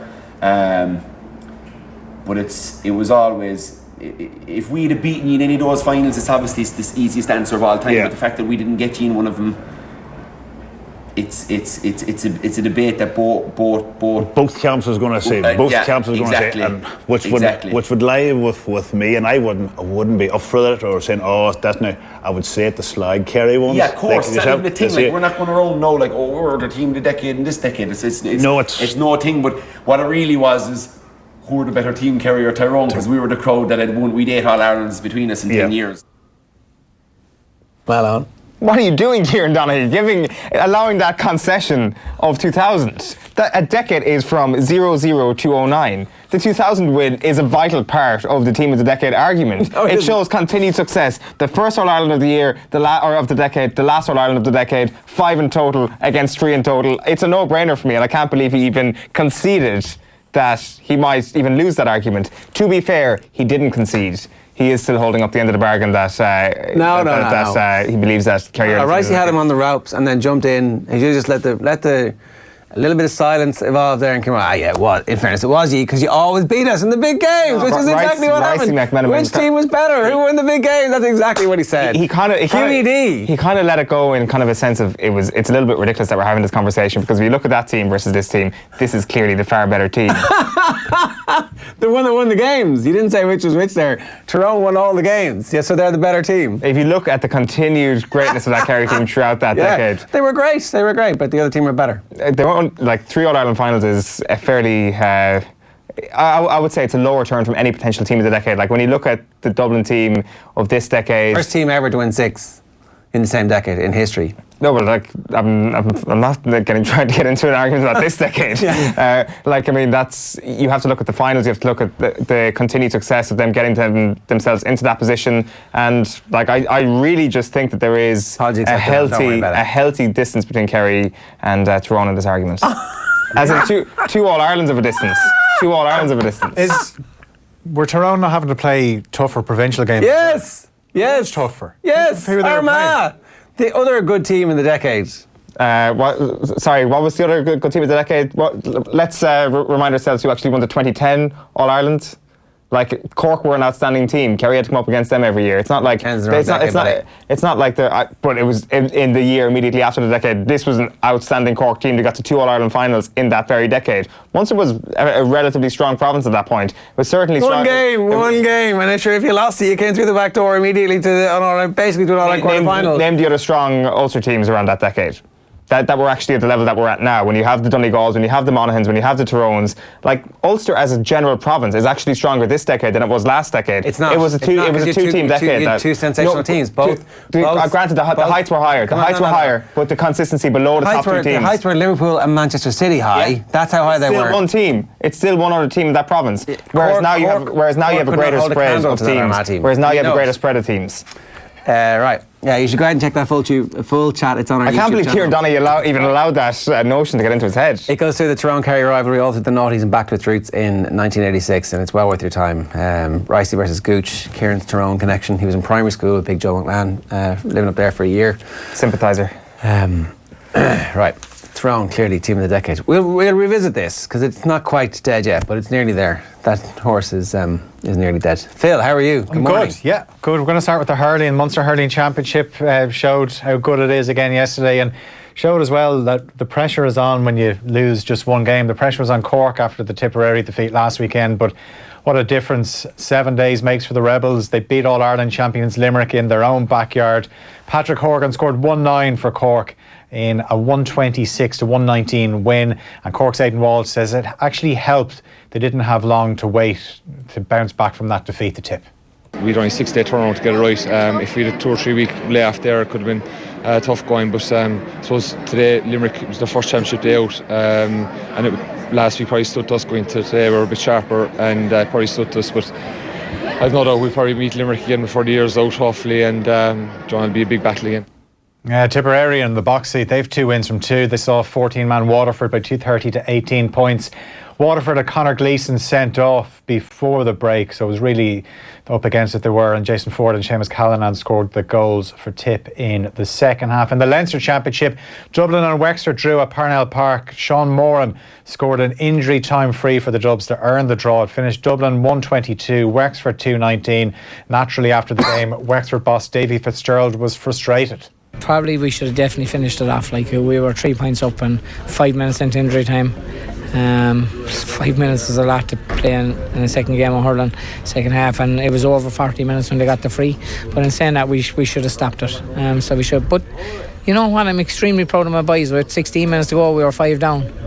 Into injury time, we were 3 up. So that's a fair turnaround. And the Wexford spirit is incredible, absolutely incredible. And my hats is off them. And if we play it like we can, we'll be a match for anyone. Yeah, Kilkenny have 2 wins from 2. They beat Carlow by 322 to 114 at Netwatch Cullen Park, and it took just 16 seconds to get the first goal. Colin Fennelly finding the net. 112 for TJ Reid, and Ger Aylward got the other goal for the Cats. Switching codes now, Galway are into the Connacht Senior Football Championship final. The Tribesmen saw Sligo by 3-11 to 7 points at Markievicz Park. So Galway will play Mayo or Roscommon in the final. That semi-final is in Castlebar next Saturday. Armagh edged down by a point after extra time to advance to the semi-finals of the Ulster Senior Football Championship. Kieran McGeeney's men won on a scoreline of 217 to 313 to give the 2002 All-Ireland winning captain his first Ulster Championship win as Armagh manager, and Armagh will face Cavan, who beat Monaghan on Saturday night by 113 to 12 points. Brooks Koepka admitted the sound of the fans turning against him worked in his favour as he held his nerve to claim back-to-back US PGA Championship titles. His 4th major, 4 majors in his last 8 starts. Probably a lot closer than most expected, considering Koepka had a 7-shot lead heading into the final day, but 4 bogeys in a row on the back 9 saw his lead cut to 1 shot by Dustin Johnson, but the world number 1 then made back-to-back bogeys. He fell away. Koepka finished up on 8 under par to claim a 2-shot win at the Betpage Black Course, and here is what he had to say after the win. That was a stressful round of golf. It was that win was up. DJ played awesome. Congrats to him. He put the pressure on, but I'm glad to have this thing back in my hands. I don't even know if I dreamed of this. This is so cool. I'm still in shock right now. This is awesome. Decent enough finish in the end for Rory McIlroy and Shane Lowry, both in a share of 8th place on 1 over par. The top 3 in the SSE Airtricity League Premier Division are all in action tonight. Leaders Dundalk host 3rd place Bohemians. 2nd place Shamrock Rovers are away to Finn Harps, and UCD are at home to Cork City. Manchester City fans could get their last chance to see Captain Vincent Kompany in City colours tonight. They have their open top bus parade around Manchester. Company leaving after 11 years. He's going to become player manager at Anderlecht, the club he started his career path with. And obviously City will have the Premier League trophy, the League Cup and the FA Cup during that parade now after their 6-0 win. And the Charity Shield, Community Shield. Did they count the 4, yeah? They do, yeah. Did Pep do that after? Yeah, well, they had it up on their team graphic. They were calling it the quad. What was their pun-on quadruple? It was like they're formidables. Oh yeah, Jesus. Well, it means worst thing that's ever happened. Well, like, they're going to play Liverpool in the Community Shield, so it actually will be an interesting Community Shield at the start of next season because there's a bit of bite now between these two. But it's consequence-free bite. Well, I suppose you get a trophy and set it right in the pitch, you know. I mean, it lay down the early marker, Ger. Not as much as the bite in the Super Cup game between Arsenal and Spurs, a good North London derby to get the European season up and running. That could be a belter, all right, yeah. Kylian Mbappe has hinted he could seek a move away from Paris Saint-Germain. He was named the Player of the Season, the Ligue 1 Player of the Season at the French Footballers Awards last night. And, during his acceptance speech, he thought this was the opportunity to say that he wanted to be given more responsibility either at PSG or elsewhere with a new project. Israel Folau has waived his right to appeal the termination of his contract by Rugby Australia, and he said it's due to a lack of confidence in their process. He hasn't ruled out further action against the decision, but he was obviously fired on Friday for a high-level breach of Rugby Australia's code of conduct due to the social media post, given a 72-hour window to appeal it. But in a statement, he said, it's not to... my decision not to commence Rugby Australia's appeal process is in no way an acceptance of the judicial panel's findings. I simply do not have confidence in Rugby Australia's ability to treat me fairly or lawfully throughout this process. And we'll hear from the Leinster camp today ahead of Saturday's Pro 14 final against Glasgow. And I suppose we'll be wondering what is the story with Devon Toner. Looks like he's going to miss that one. Left the RDS on crutches, a knee injury. This is a player that you don't really associate with injuries, but now he's starting to pick up injuries. Yeah. Bit of a worry for the World Cup. Yeah, you wouldn't be terribly surprised. It didn't look good at the time. Definitely, you were fearing the worst for the rest of the season. So fingers crossed for him, because we look like we have strength and depth in the second row, but we don't have huge strength and depth in the second row, really. Like, at that level, if he's the one who's calling the line out, then whoever comes in to replace him has to also have the ability to call the line out. And as we've seen, when he's not there, it's not as good. Absolutely, yeah. Right, here's a picture of the Dublin Hurling supporters, but actually they're Wexford Hurling supporters. That's Scott Fardy in the middle, Jack McGrath, and obviously Tyke Furlong, and other interested parties in the front row there. I wonder, is Jack McGrath's from Dublin, isn't he? Is he? Yeah, I would have thought so, yeah. Yeah, so. And then there's a few GA heads behind them who you might recognise too. So Bertie, obviously, they were all delighted, thrilled with the last minute draw. Apparently it was a brilliant atmosphere. And so somebody gave me a full list of all the names here. Obviously, Niall Horan with the Dubs cap on, the Warriors. And JP McManus is actually in the seat behind him. So. Oh yeah, you can see his head turned, yeah. Yeah. It looked like they were actually sitting side by side on the TV cameras, whatever angle the TV cameras had. But they're the good seats in the Gaelic round, I guess. What's Niall Horan doing there? He's probably on a high after Westmeath's win over Offaly in the McDonagh Cup on Saturday, and he said, I'm going to take in some more hurling action. Just hanging out with JP. Is there a better game than Cork and Limerick at the weekend, was there? No, it was the best sporting ticket in the country. Well, I mean, Leinster, Munster.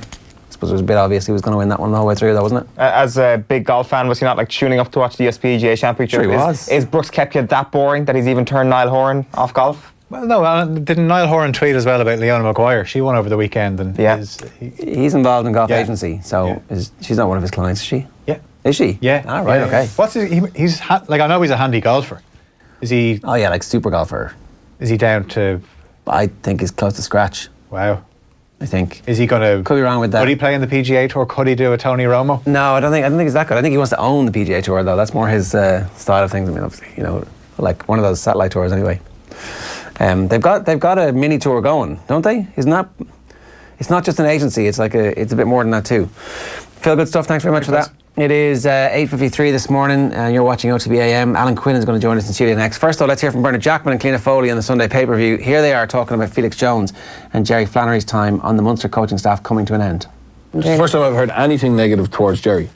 You know, I like honestly, and that's not saying that people aren't. You know, by all accounts, Jerry wasn't just popular; he was actually very effective. You know, and I actually thought, you know, I think Fernand says the reason they've been let go, you know, was evident yesterday. I didn't think the Munster pack, you know, they weren't dominant against Leinster, but they certainly weren't. They weren't. Yeah, they weren't an issue, and it hasn't been the issue. So, like set piece defence has been pretty good for them.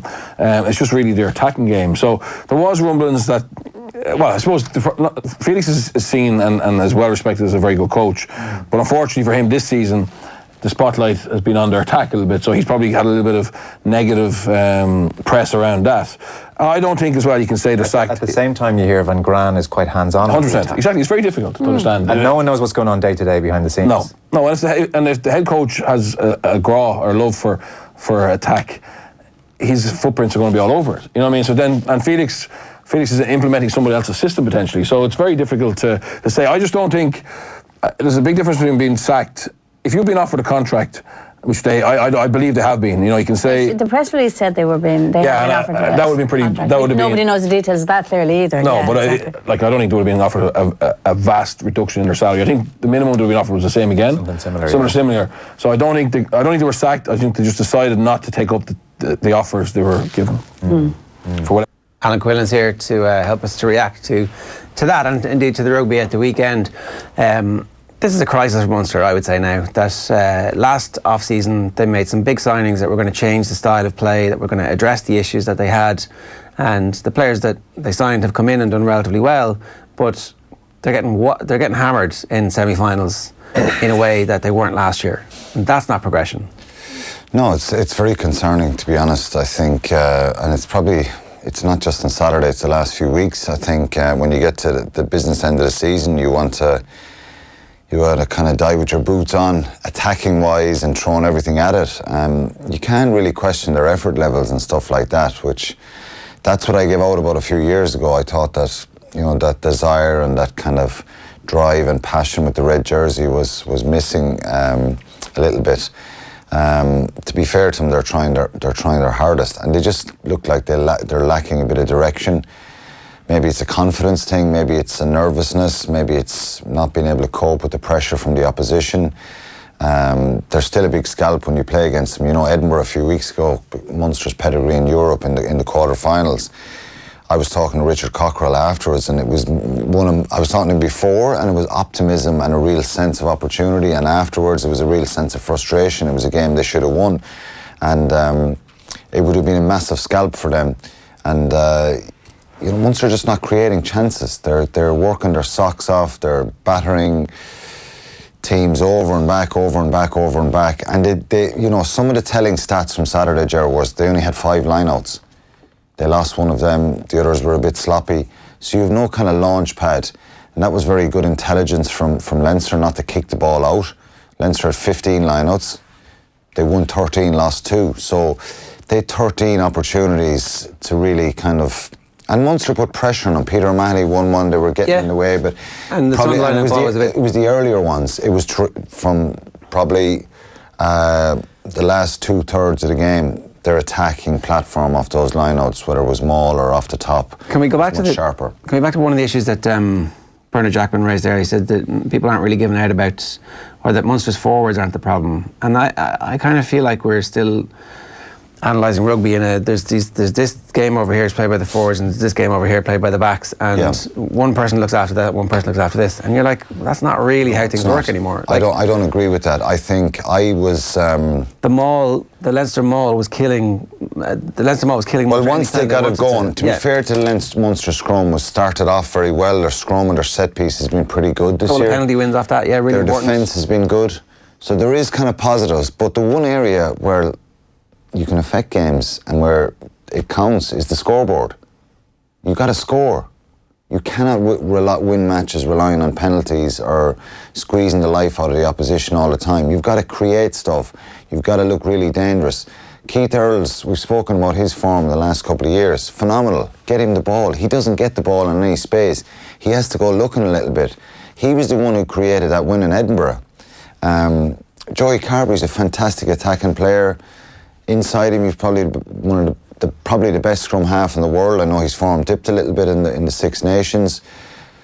Rory Scannell's a good footballer. Chris Farrell's really well. I think it's been coached out of Rory Scannell a little bit, that he's just head down stuff. He's actually a really good footballer. He's a good passer. Farrell is a good distributor as well. You know, I know first and second phase you're going to try and crash it up a little bit. This is Van Graan's job. Well, look, I'm not cutting Jerry Flannery and Felix Jones is all well and good as a corporate move, right? But actually, the head coach, it's his job. If this was Leo Cullen's Leinster, Leo Cullen was carrying the bag when they won the CAN, when they won no games in Europe that season. It was his job to fix it, and he went out and they came up with a brilliant solution. Yeah. But it's Van Graan's team, and it's Van Graan's responsibility that team got whacked at the weekend. For sure, and that's what happens with the head coach, you know. It's probably a year and a half now that he's been in the job. It's taken a little bit of time it takes time for any coach to settle in and get up to the speed of the environment, the expectation, the pressure, get to know your players and stuff like that. But what's he trying to do? They're quite direct, and you know, we get that from a lot of South African type play, that it's very direct, forward orientated. And Munster didn't kick the ball a lot on Saturday, so they only kicked the ball out of hand 11 times. So it's not as if they're kicking the leather off the ball. They're just being a bit direct in the way they play. And they tried, and they tried to move the ball on occasions, but it's just how do they unlock a defence that just... Leinster's defence was just loads of numbers in the line. They didn't overcommit at the breakdown. They didn't even go for... You know, they got a couple of turnovers. Josh van der Fleer was very good there, but they didn't kind of overcommit at the breakdown. They just kept plenty of numbers in the line. Munster would go over, back, and then it would be either knock on, ball dislodged in a tackle, mistake, turnover, and you know, that was it. It was 4, 5, 6, 7 phases max. You cannot exhaust and hope to break down a team like Leinster. After that little number of phases, you've got to be really, really patient. And it's just that bit of incisiveness and fairness that they're missing. And I actually think, and people in experienced backs think that they're good players, but for some reason they're not attacking in a way that's unlocking defences the way they should be. They don't seem to be attacking as a 15 anyway. No, and I would say to you about the forwards, where Birch is saying that it's the forwards are going well. They are playing well. They're doing the basics very well. But you want attack-minded forwards in phase play as well. What's the ambition level? Yeah. You look at the Leinster try from Sean Cronin. It's the front row. It's Healy, bit of a swerve, evasiveness, pass, furlong, pass, Cronin off his right foot, try. You know, Dave Kilcoyne, Niall Scannell and John Ryan are capable of that, but you just wonder, would they be nervous to try and do it, or would they actually make the correct decision under pressure to do that?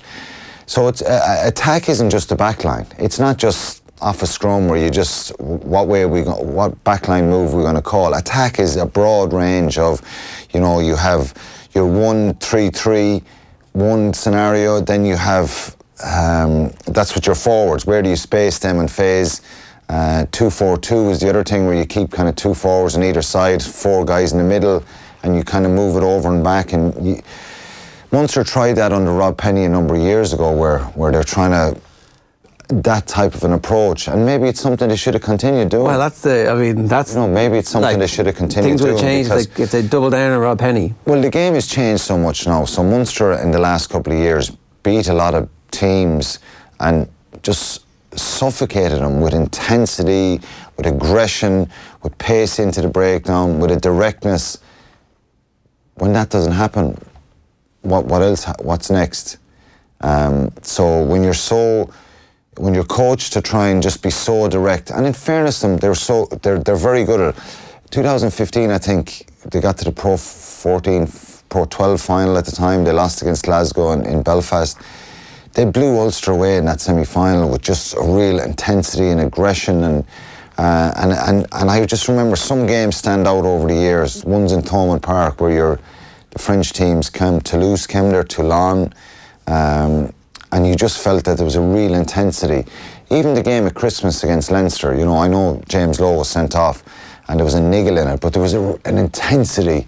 So if Munster don't have that intensity and that emotional high... I thought they had a bit of it in the first half. They did, and I thought that actually... Yeah. But I think, here's the thing, I think your point is exactly right. I think even if you do have that intensity and the opposition expects it and matches it and has quality, then you can't win. Yeah. Because, like... In saying all that, Ger, look, you know, the reason we're talking about this is because we probably feel they're better than what they're showing, right? Absolutely. I think so. Yeah. And it's a good thing aside from me being a Munster man, it's a good story. Munster being strong is good for Irish rugby because of the brand and because of that Leinster rivalry, and, you know, so, like, obviously Leinster people are delighted, but Leinster probably were in third gear the other day. That game was over probably 55, 60 minutes, you know. You just felt, how are Munster going to get back? Do they have the ability to chase the game? They don't seem to have that. So I think they're better than what they've shown us, particularly in the last few weeks. The talent pool is better, and it's on the back what's of being delivered. Like if they'd beaten Edinburgh with a brilliant performance over in Edinburgh in the quarterfinals. Now Edinburgh are a very good side this year in Europe, but they had their moments in the Pro 14, but they didn't make the knockout stages. So Munster should be going to Edinburgh and expecting to get a real clinical performance and get the job done. Not that it's going to be an easy one. The Benetton one then, that's the one that just invited all this negativity, because you're thinking, wow, what's happening here? And that's no disrespect to Benetton, they have improved, but like, to be fair, Munster at home against Benetton in the quarter-final, a huge prize at stake. They were very, very lucky to get out of that. Alan, you talk about a front row that's nervous to play the way that Leinster's front row play. You talk about Rory Scannell having a lot of good elements of his play coached out of him. That's a very grim thing to hear about any coaching. Look, at the end of the day, it's not as if any coaches, and I'm not saying that that's what's happening. I'm just thinking, I just know from my own playing time that if your mindset is not just run with the head down and go through the process, to actually think a little bit differently, that you're going to have a bit of evasiveness, you might offload, you might give a pass, a wider pass. It's just, if you just sense sometimes with some of the Munster attack that you know what's going to happen, and that they need, and sometimes you have to just carry it up, put the basics on, play direct, be aggressive, but just sometimes you feel that maybe it's something they need to develop now. And look, to be fair to Johan van Graan, he's not been there a long time, and they now know a little bit more of where they've got to go, probably, and they'll have an opportunity to do that in the summer, and they're structuring their plan. The coaches are really important. Yeah, my concern about what happens now is, what are we at, the 20th of May, and their season's over. So I don't know how much of the pre-season the Munster players will have, the World Cup players will have with Munster. Very little. So, if any, when do you install the new game plan? I think. Will there be any? I'm not sure if they. I think you have to put a template, and you have to. But you'd love to have, you know, an idea. It's going to be more difficult now with the World Cup. 3 or 4 weeks. You'd love to have now the players going on holidays, get them back in July. Everybody maybe in July, and start working and implementing a different sort of approach. It's just having a little bit of more stuff in the locker, I think, and. You know, you can go out and sign top quality players that make an automatic difference, but they don't have the luxury of being able to do that. Are Munster close to becoming the third province in the country, or the first province in the country at the moment?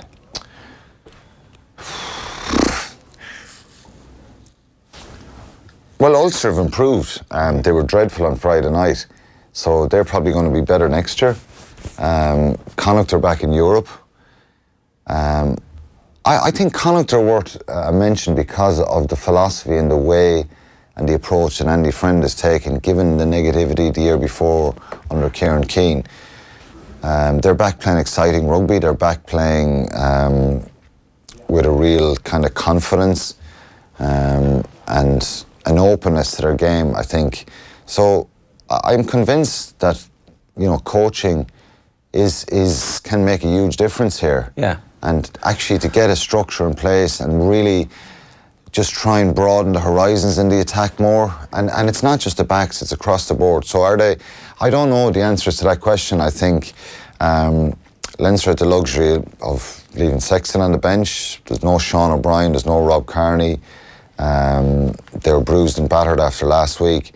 And you just sense that, like, the second half of that game was gone once Sean Cronin scores.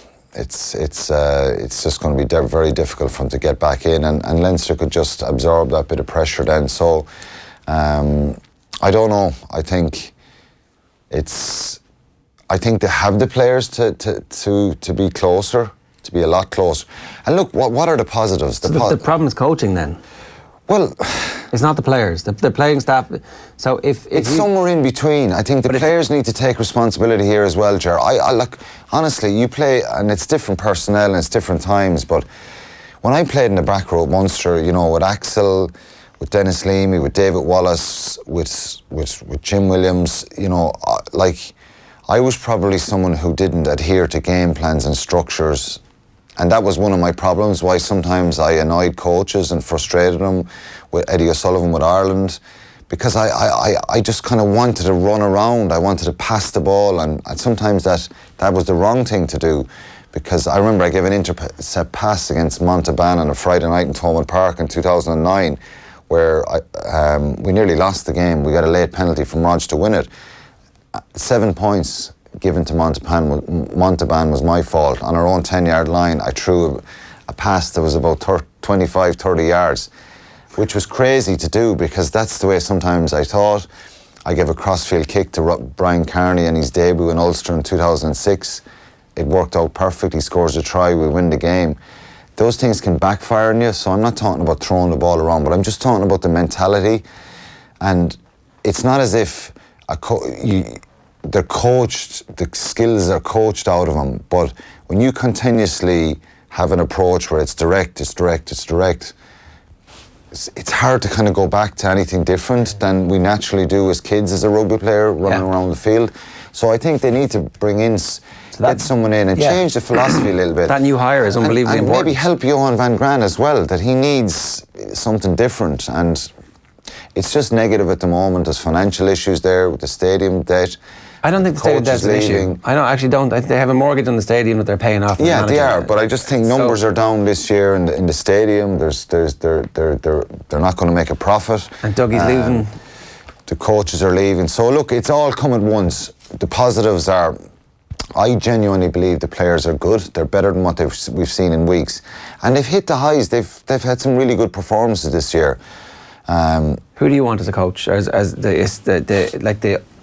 the philosophical brain behind their attack? Well, you think Stephen Larkham's name was mentioned. He would excite. He would excite the fans. He would excite people. And you think sometimes an attack coach, his best work is done with a one-on-one with someone, literally walking through, saying, look, when you're running up to a player, I want you to step, put the footwork on, be available for offloads, just to get that mindset and that kind of approach back into guys individually. It's not about, attack isn't about just passing the ball, shifting it on for the sake of it. It's about having a little structure, having some set moves, maybe 4 or 5 set moves in a game. Patterns of play that you do over a season. If somebody makes a line break, that things open up. It's play rugby a little bit, and sometimes you sense that Leinster had 28 defenders beaten on Saturday. Leinster at 16 and Munster at 16. So there's 12 more defenders beaten. That's telling you that there's evasiveness, there's line breaks, And you're expecting it to happen with Leinster. When it happens, the rest of the team understands this is a go. So if Munster score in the first half the other day, Ger, and they get momentum and they get 7, 8, 10 points up, they're an incredibly hard team to claw back then, because their tenacity and their work rate and their honesty is there. So it's not as bad as maybe the bigger picture that's been painted in the press seems. I think a lot of this stuff, and it's a good challenge for Johan van Graan now. He's a young coach. Get the right people in, put a structure, a plan in place. A couple of more young players coming through from the under-20s. So there's attack-minded players there and coming through, good young guys who are involved in the 20s. So it's just another frustrating kind of end, which is the problem after probably 3 years in the trot. It's really December, the last week in November, December, before we get to see what the upswing in fortunes will be. or what the changes they make are going to do anything to it. So it's a long summer ahead for Munster. Alan, good stuff. Thanks for joining us this morning. It is 9:13 this morning. Let's go to Nathan Murphy, who joins us to talk about what happened in the golf last night. Nathan, your tweet last night at the end said that Dustin Johnson played the best golf of the day, but damaged his reputation. Here it is. DJ plays the best golf of the day, and it still ends up being a terrible day for his reputation. Luckily, the US Open is at Pebble Beach, where he's a few wins and absolutely no bad memories from. So we'll talk about the bad memories in a minute, but how did he damage his reputation? Well, yet again, putting himself into a position to contend for a major championship, and the moment it flipped and actually he realised he was in contention, he lost it. He started missing putts. Like, the conditions yesterday were easily the most difficult of the week, and he played brilliant golf when he was too far behind Koepka to really feel like he had a chance of winning the tournament. The second he moves within one, when Koepka has these 4 bogeys in a row, that's when it all goes horribly wrong. And listen, these things can happen. Maybe he had pushed himself for so long, for 3-4 hours, he just ran out of a bit of energy. But there's just such a body of evidence now that Dustin Johnson has a major issue with the majors. You look at Brooks Koepka, who was sort of seen 3 years ago as Dustin Johnson light. They were best mates, but Johnson was the massive success story. Koepka had, one PGA Tour win at that stage, not even a major championship victory at that stage.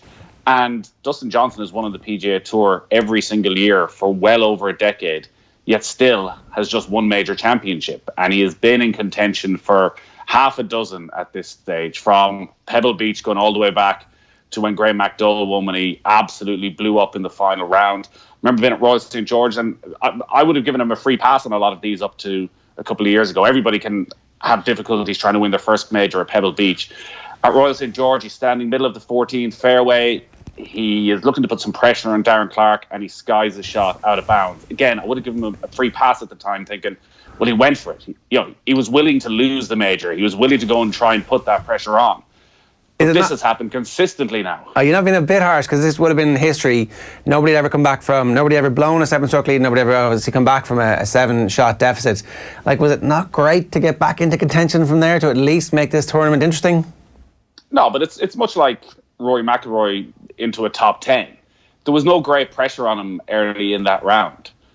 Nobody expected him to do anything. So it wasn't as though he was sleeping on a lead going, okay, what am I going to do tomorrow? He wasn't even playing in the final pairing alongside Brooks Koepka. He was on a shot to nothing yesterday, and he went out comfortable, relaxed, not having to think about things, and played outstanding golf. But the second the pressure came on, the second he looked at that leaderboard and spotted he was within a shot of Brooks Koepka, his form dipped dramatically. And you can only assume that that had to be because of the pressure, because of something in his mentality where, for whatever reason, he cannot cope in major championships. It's not a problem in regular PGA Tour events. He does it time and time again, though he did have a massive blow-up just a couple of months ago in a regular PGA Tour event. But generally, he sees those out quite easily. But people look at Dustin Johnson, and he's accused of being a bit dumb at times, that there was a sense, certainly a couple of years ago, he was almost too dumb to feel pressure. That's clearly not the case. It would have been interesting to see what would have happened even if Johnson was one shot closer to Koepka going down 18, because he has that safety then of pitching out of the rough on the left after his poor enough tee shot in the 18th. What do you think would have happened, say, in an alternate reality, had Johnson just been one shot closer to Brooks Koepka, just to really put him under the pump? I don't know, because the whole dynamic of the day changes, and maybe part of the reason for Brooks Koepka having those 4 bogeys in a row and allowing Dustin Johnson back into it was that he was too relaxed. He, for the back 9 of a major championship, that he was in cruise control for so long that when he needed to up his game, it just wasn't there. Maybe if that pressure comes on earlier from Dustin Johnson, he is able to respond. So I think it's impossible to know whether or not it would have been easier for Dustin Johnson to seal the deal.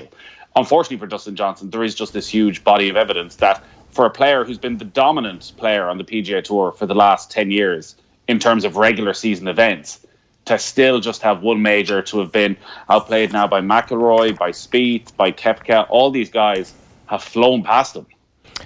He's 34 years old at this point, and I hate to bring it back to age again, but like I was saying earlier on, that it definitely seems to me that Spieth is the only person you can put into the conversation with Brooks Koepka to be the number one from this generation of golfers. Like, you can't really box it all off at this point. Anything can happen over the next 2 years. Like Rory's only going to be 33 in 3 years' time, for example. Anything can happen. But at this time, it does seem that the two of them are kind of your best shot at the number one golfer from this generation.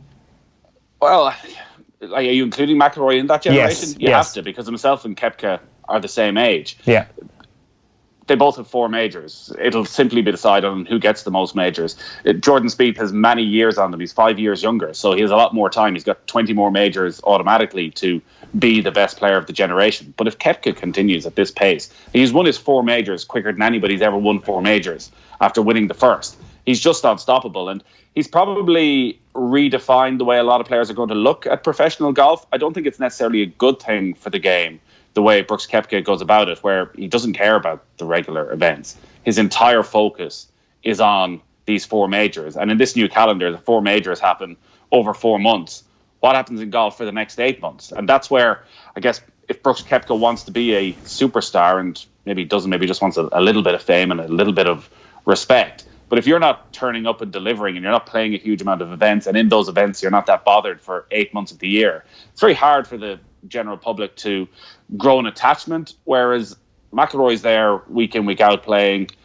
Spieth is there week in, week out. We see their flaws. We see Jordan Spieth going through a dip in form right now. Whereas with Koepka, even if he's not performing in PGA Tour events, everyone assumes when it comes round to the majors, it's going to happen for him. But it's clearly working. He's doing the right thing. And I'll be interested to see if McIlroy learns any lessons from what Koepka's doing. McIlroy in his post-round press conference was talking about how it's going to be different for Koepka now that, well, weirdly, even though he's won the 3 before this, it's only today it feels like the world has woken up to the genius of Brooks Koepka and looked at him in a totally different way. And he's going to be the favourite probably for every major for the next 18 months, 2 years. That suddenly there's going to be a lot more demands on Koepka. McIlroy talks about this a lot, that this was the biggest difficulty he had when he started winning majors. The ability to say no, that time was his most precious commodity.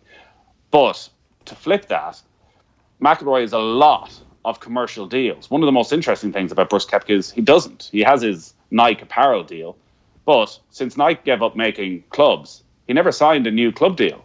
Now, he could be making 4 or 5 million quid a year through his club deal, but he has a mix in his bag. He uses a tailor-made driver, he uses Titleist wedges, and he likes that freedom, it seems. And also, the talk seems to be that he also likes his days off. So if you sign a club deal, you're going to be working 14, 15 days a year on the corporate side of things. And actually, Koepka doesn't really fancy that. Yeah, I mean, maybe that's exactly the right thing for him to do, and he can make money, you know, when he's finished. And it looks like he's not going to be short a euro or 2 as things move on. Or here's a wild conspiracy theory, Nathan. Maybe when you can choose your own clubs, they're actually better clubs. Well, quite possibly. I don't think there's any doubt about that if you had the freedom to find the best of whatever it is at any time. But these are the things you weigh up as a professional golfer. Did nobody think that, like, it's okay to have a golfer endorse several different brands for several different things? Like, if I'm TaylorMade and he's using my driver, I'm like, I don't care that he's not using my irons. But if he's using my driver and he's booming that ball that far, I'm getting him on board and I'm saying, you use whatever irons you want, buddy, but we're going to use you for 4 days a year or 6 days a year, and we'll give you a quarter or a half of the money, or maybe 3/4 of the money. Like, the golf marketing needs to catch up with what the players be a bit actually more want. open-minded. A little bit, you know. I mean, a mix in your bag isn't the worst thing, is it? Just a point about McIlroy learning stuff from him. The only thing is, McIlroy's a streaky golfer and needs to play himself into form, right? It's like, is that not generally?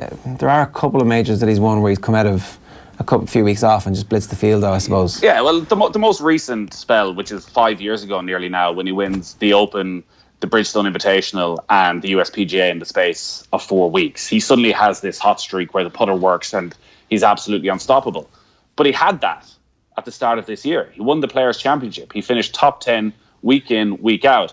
Unfortunately, it seems that the hangover of Augusta has carried on since. It was going to be interesting to see, could he sort of park Augusta to one side and go, do you know what? I've been the best golfer in the world for the last 3 months. Let's just continue with that. Let's just forget about the pressure and the stress and the strains of going for the career Grand Slam. But it seems as though actually Augusta took a lot out of him in terms of his confidence. He just doesn't seem to have the same spark he had a couple of months beforehand. And that's going to be a worry for him, because this is going to continue consistently for McIlroy every single year ahead of Augusta. It's going to be 3 months of chat. Like Jordan Spieth this week, remember, was heading into the weekend in second place, going for a career Grand Slam himself if he wins the USPGA. Nobody even really spoke about it. Whereas McIlroy, because of the calendar and Augusta being first up and the Masters been such a special event, is going to have to deal with this consistently. I want to move on and talk about two of the football stories that are kind of bubbled up over the course of the weekend. The first one is a potential move to Manchester United for an Irish underage international. His name is Nathan Collins. Darren Fletcher has apparently recommended him. He's been with him. He's played a few senior games this year. I'm not going to lie, when I heard the story, the first thing I did was go straight on Wikipedia to see where was he born? Is there any possibility that he might get nicked? But there's no possibility, not a chance on earth. If this guy plays international football, it's going to be for us. What's going on with Kildare football at the moment? Hey, what can I say? First Mark Travers, now Nathan Collins. I do wonder though, a lot of these lads, they're living in Kildare, but they see themselves as dubs. Just like your kids see themselves as. I don't want to talk about that. Don't want to talk about that. Yeah, listen, if it happens for Nathan Collins, it's incredible considering he's played 3 or 4 first team games for Stoke. He was on that Irish under-17 team last year that were robbed in the penalty shootout. 6'4". His pedigree is pretty good. His granddad won a FAI Cup. His uncle is Eamon Collins, who's probably one of the most well-known figures in Irish football. He was Pat Dolan's assistant at Pats. He's a football agent. Everybody, I think, knows him. His cousins have played for Ireland. His dad was a footballer as well. So clearly the stock is there. But to go straight from, as the story suggests, playing a couple of games for Stoke to Darren Fletcher feeling he's ready for the first team at Manchester United would be sort of exceptional and remarkable. And I guess people look at Matthias de Ligt and see what you can be at 19 and the type of leader you can be and the type of physicality they have right now. Still seems like a huge step up. But if the opportunity comes, and Darren Fletcher's word is obviously good around Manchester United, considering he's very much in the mix for technical director, it seems, you take that chance, set him up for life. That's the thing, it does set you up for life, but it's the Brooks Koepka argument of, am I going to do the right thing for my game, or am I going to take the money? Like, would a season playing for Stoke and getting kicked and playing against those championship strikers, where you get a mix of the absolute best young players who are on loan from Premier League, and you get those old wizened strikers who are going to, elbow you in the head every time you go near the ball. Like, that might be the best thing for a young footballer's development. It might, if it was Burnley trying to sign you or Everton trying to sign you. If it's Manchester United and they're going through a period of transition and they're looking at going down a different route of their transfer market and they want to sign you now and they say, come now, you'll be in our first team squad next season, you'll get opportunities, we're playing Europa League, you will play football. That's impossible for anybody to turn down. Now, you can have a conversation, and if Darren Fletcher is involved, you can surely have a conversation with the hierarchy at Manchester United and ask what's going to happen. Maybe they'd be perfectly happy for him to stay at Stoke for another season if they don't see him making any sort of a breakthrough, because you're right, it makes perfect sense for him to play men's football, and it's proper men's football in the Championship. As you say, you're going up against hardened professionals. That's got to be good for any 19-year-old. And Tammy Abraham, like there's a mix. So you actually get to experience everything. You definitely get the very best, most talented young players and the outlads who are trying to kick you. You think Tammy Abraham's going to be playing Championship football again next season? No, but he did this year, and so the likes of. So you will definitely have Chelsea's best young striker either on loan there or somewhere in Europe, and Tammy Abraham. Maybe Tammy Abraham will be playing Championship football. He's playing for Villa in the Premier League. Shut up, both of you. Yeah, listen, you're dead right. The obvious thing for any 18-year-old is to try and play as much football as you can at this stage, and there's a big risk if he does end up going to Manchester United at 18 and there's a change in management in 4 months' time, which could easily happen. Are you left in limbo? But that's why you make sure you've got a good agent, probably his uncle. You make sure you've got a good agent who ties you down to a 5-year deal. 5-year deal, baby. Happens, at least you're set up for life. Yeah. And then you'll play it for Manchester United and you can go back to the Championship. Well, the minimum he's going to be on is like £2.5 million a year, so it's not bad, I suppose. So, my fallback here is that I've got 10 million in the bank at the end of this. Well, okay, so take half off for tax. Fallback is that you've got 5 million in the bank at the end of this. Life was pretty good. Noel Mooney has been seconded from UEFA officially. The job title came through General Manager for Football Services and Partnerships. Ria Walsh moves away from being the acting CEO back to being the Chief Operating Officer, and it looks like the FAI are getting a bit of structure in place with some help from UEFA. So Mooney's very highly rated in UEFA. He would have dealt with the commercial directors of all of the various associations, and UEFA have already said that he will definitely be going back in November. So it doesn't look like he's going to be a candidate for the CEO's gig, which in a way is a good thing. You don't want somebody coming in, parachuting in and going, okay, well, I'm just going to, while I'm here, get comfortable. So now maybe that all changes. But what does this mean? Well, instantly, when John Delaney left his role as CEO, Noel Mooney was seen as one of the favourites for that because of how highly thought of he is and because of the fact he worked in the FAI for 6 years.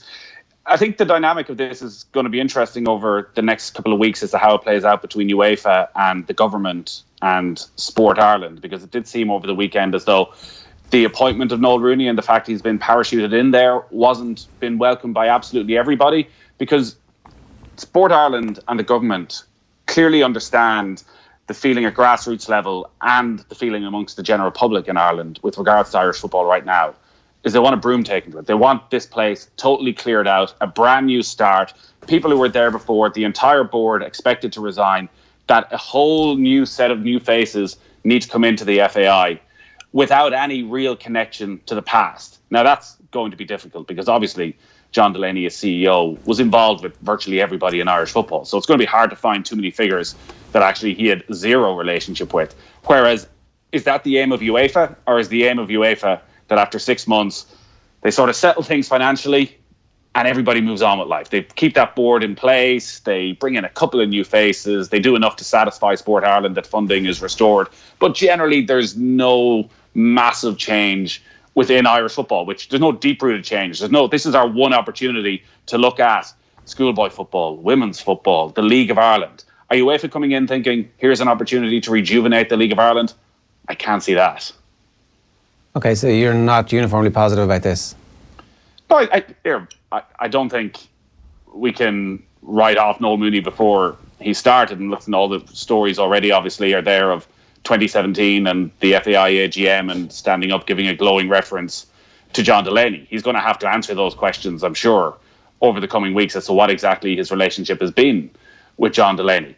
And the FAI have no choice but to take UEFA's help. If you're looking at figures of 8 to 10 million, that's what UEFA are going to have to provide them with. It's totally understandable that UEFA will need to be influential. It's just that so many people in Irish football felt that this was our one and only glorious opportunity to totally change the structure of Irish football forever.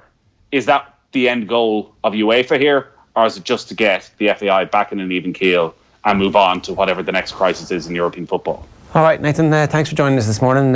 Are you doing a little bit of training today for your run? Obviously. Well, I was up at 7 a.m. yesterday morning for my run, Ger. Tough going. I massively regretted it afterwards. You did the run. You didn't just get up for it. I did the run. Yeah. No, I did the run. Everyone says I'll start the day the right way. But about 6 o'clock, my legs were sore and I was bloody wrecked. 5K? Full 5K? Not full 5K. Nearly got 4K. But we're getting there. We still have a month. Have you been on your bike yet, though? No, we're picking up our bikes today. So you still haven't even been on the bike? No, we're picking up our bikes today. Owen is trash talking a lot about how your team is going to kill our team. And here's the thing, right? So Joe will definitely win the swim by a mile. He's been swimming, he's young, he's athletic. The current will eventually bring Adrian back in after 750 metres, and then it'll be up to me to track down Owen. Well, that's, I think, why we have such confidence. Yeah, thank you very much. I think it's kind of beyond confidence. It's a foregone conclusion, I think, is the technical term. So I was just thinking, to make this interesting, that we should, have a little on our respective times for our individual sections. A stake, shall we say, like, €1 a second or something. In terms of how far in front you finish? Yeah. Well, I'm not betting against Phil Egan winning the running. But I will bet on our team beating your team. Okay. I'll take that. And what about you, Owen, with all your smack talk? I'll bet all the property I own on this. No. I don't want your little Monopoly house. I'm not going to see a little dog be homeless. I'll up the ante. The losing team, right, each of the 3 members has to give 100 quid to Pieta House. That's good, yeah. Yeah, I like that. It's on, yeah. Yeah? No, you seem uncomfortable there all of a sudden, Owen. Very happy with that arrangement, Nathan. Thank you very much for saying this live on the air. Pretty uncomfortable. You can't with that, cycle Owen. on, can you? Sorry, I should have spoken to Owen as well. I'm confident about Joe at least, maintaining parity with Adrian, if not winning that. Whereas I've never actually seen Owen on a bike. It's a sight to behold. Let me tell you that. Well, I'm gifted, Nathan. I'm absolutely gifted. Don't worry for 1 second. We are going to totally be fine. Definitely going to be fine. I'm going to crush Owen in the cycle. I'm saying it publicly. I'm saying it now. How much are you going to beat me on? Are you definitely going to beat me? Remember, I'm an old man. Remember this. I need a 5-minute lead, Owen.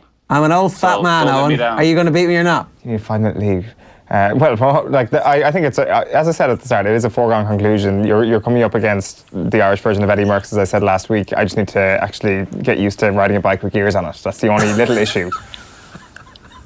With that extra weight, Ger, do you go down the hill quicker or Absolutely, slower? Yeah. I'm a sprinter. I'm built like a sprinter. We're going to hold head on when I will definitely be able to have a bit more clarity as to whether or not this was a good conversation to have or not come Thursday morning. BMW and Triathlon Ireland are challenging the OTB team to #Try for Pieta this summer and raise funds for Pieta House. Doing a triathlon, it turns out, is easier than you think. People of all ages and abilities can take part, and you can just do one leg of it. That's the key for us, just being able to do one leg of it to get started. For more information, check out triathlonireland.com. You'll see the link to more info for #Try for Pieta. Nathan, you're very good on your day off. Thanks very much. Cheers, lads. We are back live tomorrow morning on OTBAM from the earlier time of 7:30 a.m. and check out OTB.com right now. John Duggan's piece, Brooks Koepka's Terminator Golf has everyone floundering, is doing the business for us right there. We'll be back tomorrow at 7:30. The radio show this evening looks like it's going to be a good setup after an amazing weekend of sport with Joe and the lads from 7 o'clock on News Talk. Stay tuned, off the ball.com throughout the day for more details. Good luck.